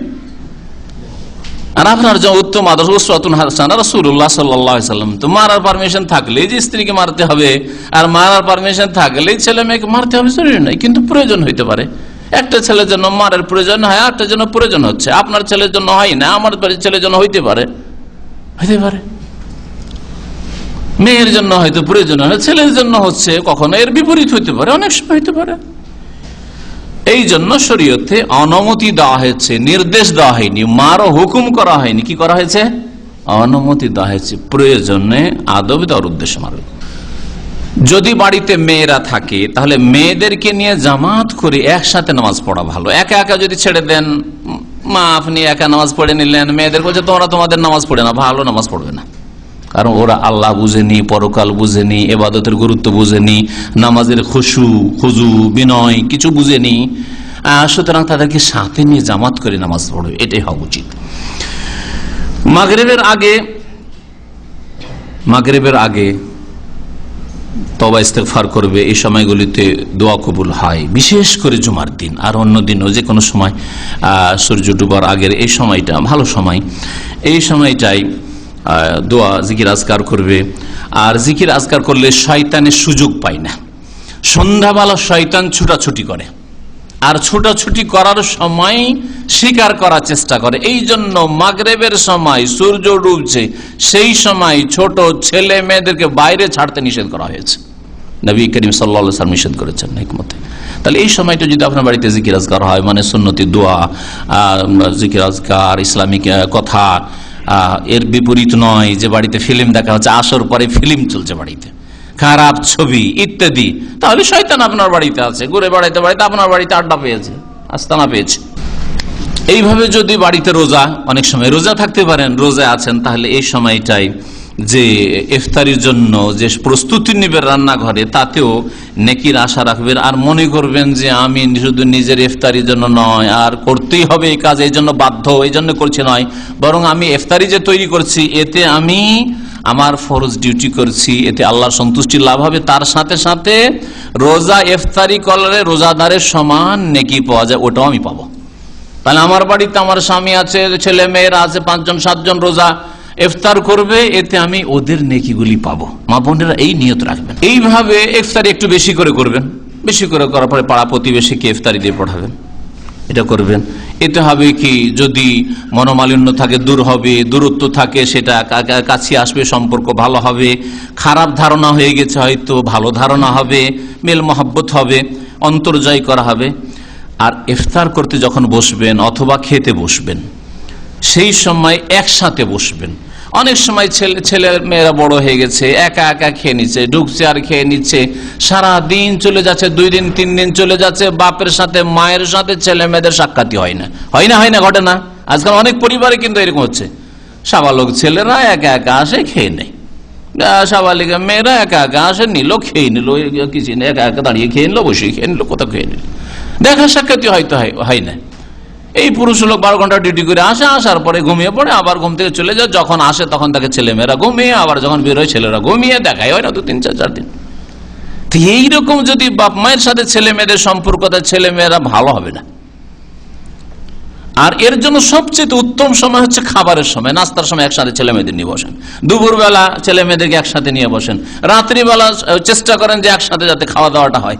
ওতে হবে কমের পক্ষে এই খাওয়ার মজলিসের মাধ্যমে ছেলে মেয়েদের সাথে দেখা সাক্ষাৎ হয়ে গেল, খোঁজ খবর হয়ে গেল, আপনার সাথে একটা সম্পর্ক যেটা থাকা উচিত সেই সম্পর্কটা আপনাদের সাথে থাকলো। তারপরে এশার নামাজের প্রস্তুতির এশার নামাজ পড়ে মহিলারা প্রয়োজনে নামাজ পড়তে মসজিদে যেতে পারে, যদি ইচ্ছা করে, মন চায় যে মাঝে মধ্যে নামাজ পড়তে যেতে পারে। বিশেষ করে রমজান মাসে মহিলারা নামাজ পড়তে 5 ওয়াক্ত যেতে পারে, আর 5 ওয়াক্ত না গেলে তারাবিতে এশার নামাজে যেতে পারে, ফজর নামাজে যেতে পারে। নবী করিম সাল্লাল্লাহু আলাইহি ওয়াসাল্লাম অনুমতি দিতে বলেছেন, বাধা দিতে নিষেধ করেছেন। লা তামনা ইমা আল্লাহ মাসাজিদ আল্লাহ, আল্লাহর বান্দীদেরকে আল্লাহর মসজিদে যেতে বাধা সৃষ্টি করিয়ে না। ওয়াল ইয়াখরুজনা তাফিলাত, আর তারা যেন সাদা সিধা অবস্থায় যায়, তারা আতর সুগন্ধি লাগিয়ে না যায়।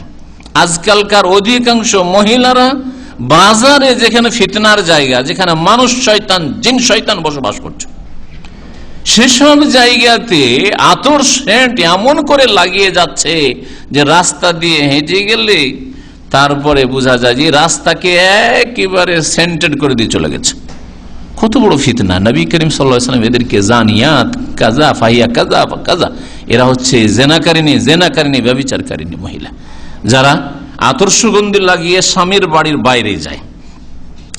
মসজিদে গেলেও আতর সুগন্ধি লাগিয়ে যাবে না, অথচ পুরুষদেরকে বলা হয়েছে মসজিদে গেলে তোমার আতর সুগন্ধি লাগিয়ে যাবে। মহিলারা তাফিলাত, বিনা আতর সুগন্ধিতেই সাদা সিধা, আর কাপড় দামি দামি আর সুন্দর আকর্ষণীয় কাপড়, যেই কাপড়গুলি স্বামীর সামনে পড়েছে ওইগুলি উপরে চলে এসছো, আর বোরকার উপরে এমব্রয়ডারি আর নকশা আর ফুলের শেষ নাই, এইরকম যাতে না হয়। হাদিস মুসনাদ আহমদের, আবু দাউদের হাদিসটি সহিহ। উযু, অনেক মানুষ আজকাল দেখা যায় বাড়িতে উযু করতে পারবে, বাসায় উযু করতে পারবে, কিন্তু মসজিদে এসে উযু করে। মসজিদে উযু করার চাইতে বাড়িতে উযু করা, বাসায় উযু করার সওয়াব বেশি। নবী করিম সাল্লাল্লাহু আলাইহি ওয়াসাল্লাম হাদিস সহিহ মুসলিম, মান তাতাহারা ফি বাইতি, যে ব্যক্তি নিজের বাড়িতে ওযু করলো, সুম্মা মাশা ইলা বাইতি মিন বুয়ুতিল্লাহ, তারপর আল্লাহর কোন ঘরে গেল হেঁটে, পায়ে হেঁটে, তাহলে গাড়িতে যাওয়ার চাইতে পায়ে যাওয়া বলা, পায়ে হেঁটে যাওয়া ভালো।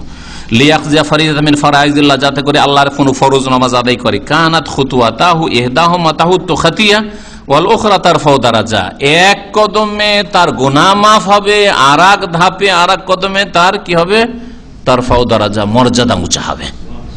তাহলে যত দূর আপনি পায়ে হেঁটে আসবেন, হ্যাঁ, উযুর অবস্থায় গুনাহ মাফ হচ্ছে আর আপনার মর্যাদা মর্তবা উঁচা হচ্ছে। এশা নামাজের ক্ষেত্রেও সুন্নাতে রাতিবা, তারপরে মুয়াজ্জিন আজানের জবাব দেওয়া, আর পুরুষরা মসজিদে গিয়ে নামাজ পড়বেন, বাড়িতে যেসব ছেলে মেয়েরা আছে তাদেরকে নিয়ে মা বোনেরা একসাথে জামাত করে নামাজ পড়ার চেষ্টা করবেন। আর তারপরে রাত্রিবেলা আত্মীয় স্বজন কেউ, আজকাল অধিকাংশ দেখা সাক্ষাৎ রাত্রিবেলা হয়,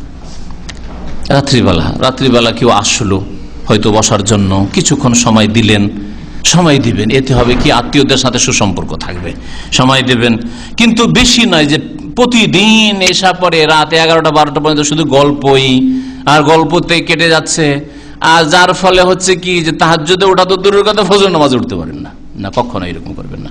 নবী করিম সাল্লাল্লাহু আলাইহি ওয়াসাল্লাম দ্বীনি আলোচনা ছাড়া এশা পরে জেগে থাকা অপছন্দ করতেন, আর মাগরিব পরে ঘুমানোকে অপছন্দ করতেন।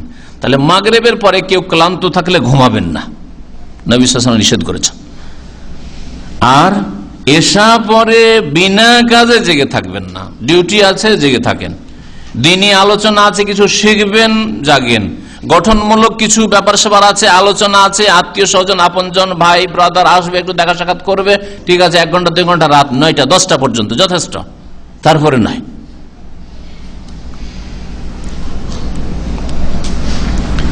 এর সাথে সাথে ছেলে মেয়েরা পড়াশোনা করছে কিনা, বিশেষ করে হোমওয়ার্ক, বাড়ির যে কাজগুলি থাকে, মাদ্রাসায় পড়ুক আর স্কুলে অবশ্যই কিছু কাজ আছে, ওই কাজগুলি যদি না করে যায়, পড়াশোনা ঠিকভাবে না করে যায়, তাহলে রেজাল্ট কখনো ছেলে মেয়েরা ভালো করতে পারবে না। সেজন্য হোমওয়ার্কগুলি খেয়াল রাখবেন যে আসলে কি ছেলে মেয়েরা পড়াশোনা করছে, তার প্রতিদিন নিয়মিত যাতে করে কোরআন মুখস্থ করে, কোরআন মুখস্থ। আপনার ছেলে স্কুলে পড়ছে, ইন্টারন্যাশনাল স্কুলে, ইংলিশ মিডিয়াম, নিষেধ নয়, কিন্তু তার সাথে সাথে কোরআন মুখস্থ করেন। আপনার বাড়িতে আপনি সাধারণ মানুষ, আপনার ছেলে মেয়েকে যদি নিয়মিত প্রতিদিন 1 পৃষ্ঠা করে মুখস্থ, 1 পৃষ্ঠাও না, আধা পৃষ্ঠা মুখস্থ, 2 দিনে 1 পৃষ্ঠা মুখস্থ, এইভাবে যদি ক্লাস 1 থেকে লাগিয়ে দেন, ইনশাআল্লাহ তাআলা ক্লাস 8-এ যাবেন না, আপনার ছেলে মেয়ে কোরআন হাফেজ হয়ে যাবে, হাফেজা হয়ে যাবে, পরীক্ষিত, কোনো মুশকিল নাই। দিন ঠিক রেখে দুনিয়া আপনি খুব গ্রহণ করেন, দুনিয়ার সমস্ত উন্নতি করেন, জায়েজ উন্নতি করেন, কিন্তু দিন ঠিক রেখে। আর দিন ঠিক রাখলে ছেলে মেয়েদেরকে কোরআনের শিক্ষা দিতে হবে, শব্দের জ্ঞান দিতে হবে, অক্ষরের জ্ঞান দিতে হবে, তেলাওয়াত যাতে করতে পারে, শুদ্ধ তেলাওয়াত করতে পারে, অর্থ বুঝতে পারবে, এইরকম যেন কমের পক্ষে কিছু অর্থ যেগুলো নামাজে পড়ছে, দুয়া সূরা বা পড়া হচ্ছে, যে সাধারণত যে দুয়া হয় সেগুলি যাতে অর্থ বুঝতে পারে। আল্লাহ পাক রব্বুল এইভাবে আমাদের যেন জীবন গড়ার তৌফিক দান করেন, মা বোনদেরকে এইভাবে দৈনন্দিন জীবন কাটাবার যেন তৌফিক দান করেন, ইসলামিক জীবন গড়ার যেন তৌফিক দান করেন। আল্লাহ পাক রব্বুল আলামিন আমাদের প্রত্যেকটি কাজে যেন উত্তম প্রতিদান দান করেন, সওয়াব দান করেন, আর তার সন্তুষ্টির উদ্দেশ্যে কাজ করার তৌফিক যেন দান করেন। রব্বুল আলামিন আমাদের ভালো কাজের যেন তৌফিক দান করেন, মন্দ কাজ থেকে বাঁচিয়ে রাখেন। আল্লাহ পাক রব্বুল আলামিন ভালো যারা তাদেরকে আল্লাহ যেন বাড়ান, আর মন্দদেরকে আল্লাহ পাক রব্বুল আলামিন যেন ক্ষান্ত করেন। আল্লাহ পাক রব্বুল আলামিন যেন মুসলিমদেরকে মুসলিম দেশে সৎ নেতৃত্ব দান করেন, অসৎ নেতৃত্ব আল্লাহ পাক রব্বুল আলামিন যেন দূর করেন, জালেমদেরকে আল্লাহ পাক যেন দূর করেন, নেক ভালো মানুষদেরকে আল্লাহ পাক যেন সামনে নিয়ে আসেন। আল্লাহ পাকের কাছে দোয়া করি, আল্লাহ পাক আমাদেরকে দুনিয়াতেও সুখী করো, আখিরাতেও সুখী করো, আর জাহান্নামের আযাব থেকে রক্ষা করো। রব্বানা আতিনা ফিদ দুনিয়া হাসানা ওয়া ফিল আখিরাতি হাসানা ওয়া কিনা আযাবান নার।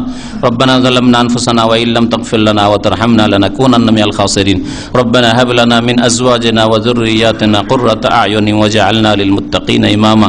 সুবহানা রাব্বিকা রাব্বিল ইজ্জাতি আম্মা ইয়াসিফুন ওয়া সালামুন আলাল মুরসালিন ওয়ালহামদুলিল্লাহি রাব্বিল আলামিন। হ্যাঁ, মহিলারা ইশরাকের নামাজ তাদের মুসাল্লায় পড়বে, মুসাল্লা যেখানে নামাজ পড়ে সেখানেই পড়বে।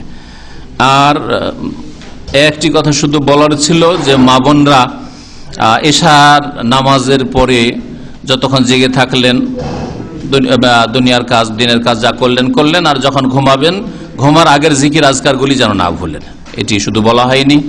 শোয়ার আগে বেশ কিছু জিকির আজকার রয়েছে, যেমন সূরা ইখলাস, ফালাক, নাস পড়া, আয়াতুল কুরসি পড়া, আর সূরা বাকারার শেষ 2 আয়াত পড়া, সুবহানাল্লাহ, আলহামদুলিল্লাহ, আল্লাহু আকবার 33 বার, আল্লাহু আকবার 34 বার, 100 বার পুরা করা।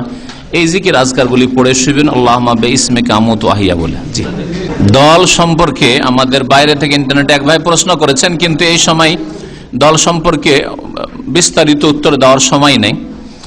দল সম্পর্কে বিস্তারিত আলোচনার প্রয়োজন রয়েছে। দল মানে একটি দল হচ্ছে সরকারের দল, এটা হচ্ছে জামাত।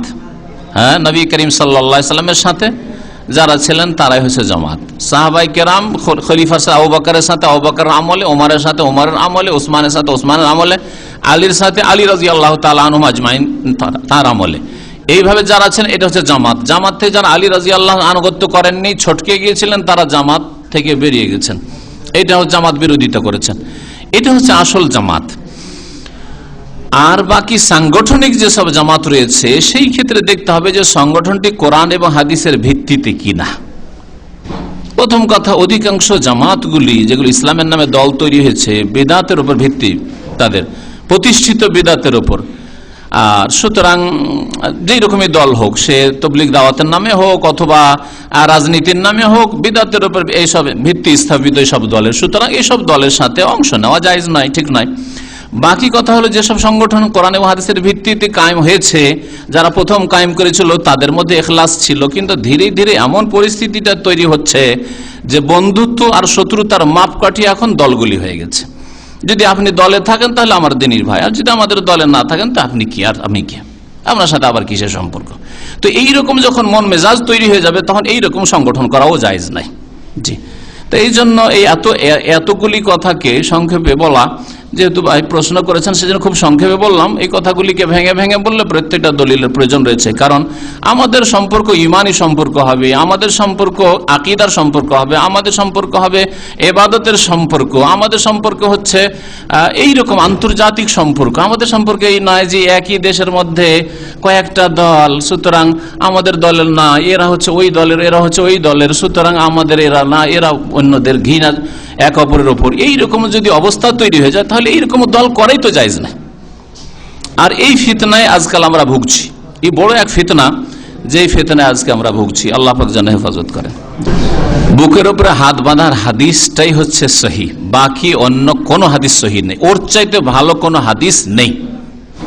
আর বুকের উপর হাত বাঁধার উপর আলোচনা ইনশাআল্লাহ শুক্রবারে এসার পরে একটা আলোচনা করব, আমার কাছে প্রস্তুত আছে, কারণ প্রয়োজন রয়েছে। বিদাতিরা এই বিষয়ে যেহেতু বলতে চেষ্টা করেছে যে বুকের উপর হাত বাঁধা সহি নয়, তো নাভির নিচের হাত বাঁধার হাদিস তো সবার কাছেই জয়ীফ, তো জয়ীফের উপর কি করে আমল করা, জায়েজ নয় জয়ীফের উপর আমল করা। তো কথা হচ্ছে যে এই একটা বিষয়। দ্বিতীয় বিষয় হচ্ছে যে নাসিরউদ্দিন আলবানী যা বলেছেন সেটাই ঠিক হবে জরুরি নয়, কিন্তু তিনি আজকের জামানায় এই বিংশ শতাব্দীতে যে খেদমত করেছেন, এইরকম খেদমত এই বিংশ শতাব্দীতে আর কেউ করেননি। আর তিনি আগের আইম্মা কেরামদের কথাগুলিকে একটু সংক্ষেপে করে খুব সহজ ভাষায় পেশ করেছেন, এইটুকু মানে সহজ সাধ্য মানুষের জন্য বা আলেমদের জন্য। না হলে আগের কিতাবগুলি তো ওই কথাগুলি আছে, ছড়িয়ে ছিটিয়ে আছে, তিনি একটু সুন্দর সাজিয়ে নতুন যে লিখার নিয়ম, আজকাল বইপত্র লিখার নিয়ম, কিতাব লিখার নিয়ম, সেই নিয়মে তিনি পেশ করেছেন, এই জন্য সুন্দর লাগে বা সহজে মানুষ বুঝতে পারে। যেমন হাদিসটা লিখার পরে লিখেছেন এটা সহি বা জয়ীফ বা হাসান, বা তার কারণ। আর আগের কিতাবগুলিতে আপনাকে ধরেন লম্বা 2-4-10 পাতা একটার জন্য তলাশ করতে হবে, যেটা বড় বড় আলেমদের জন্য হয়তো আজকাল সময় বের করা মুশকিল। এই জন্য বাকি কথা হলে যে কোনো মানুষ ভুলের ঊর্ধ্বে না, নাসিরউদ্দিন আলবানী রাহমাতুল্লাহ ভুল হইতে পারে। 1000টা হাদিসের হুকুম লাগাইলে 2-4-5টা হাদিসে ভুল হওয়া স্বাভাবিক, সেটা কোনো আইবের কথা নয়। আমি 1000টা কথা বলছি, তার মধ্যে 10টা ভুল হবে না, এটা কোনো ব্যাপার হলো? 10টা ভুল অবশ্যই হইতে পারে, ভুল হইতে পারে, কিন্তু দেখতে হবে যে আমার আকীদাতে ভুল নেই, তাহলে আপনি গ্রহণ করবেন। আমার যেই 10টা ভুল আছে সেটা ছেড়ে দিয়ে বাকিটাকে নেন আপনি, যে হ্যাঁ কারণ অধিকাংশই ভুল নয়, ভুলের উপর ভিত্তি করে কথা বলি না, কোরআন এবং হাদিস ভিত্তি করে দলিল ভিত্তি কথা বলার চেষ্টা করি, যে তার মধ্যে যদি ভুল হয় তো ভুলটা ছেড়ে দাও, আপনার জন্য ফরজ। কিন্তু সবগুলি ছেড়ে দেবেন বা বিশেষ কোনো কারণে আপনি উপকৃত হবেন না, এটা হওয়া উচিত নয়। এইরকম আমাদের আমল বা আখলাক হওয়া উচিত। জি, সুবহানাক আল্লাহুম্মা ওয়া বিহামদিকা আশহাদু আল্লা ইলাহা ইল্লা আনতা আস্তাগফিরুকা ওয়া আতুবু ইলাইক। সুবহানা রাব্বিকা রাব্বিল ইজ্জাতি আম্মা ইয়াসিফুন ওয়া সালামুন আলাল মুরসালিন ওয়ালহামদুলিল্লাহি রাব্বিল আলামিন।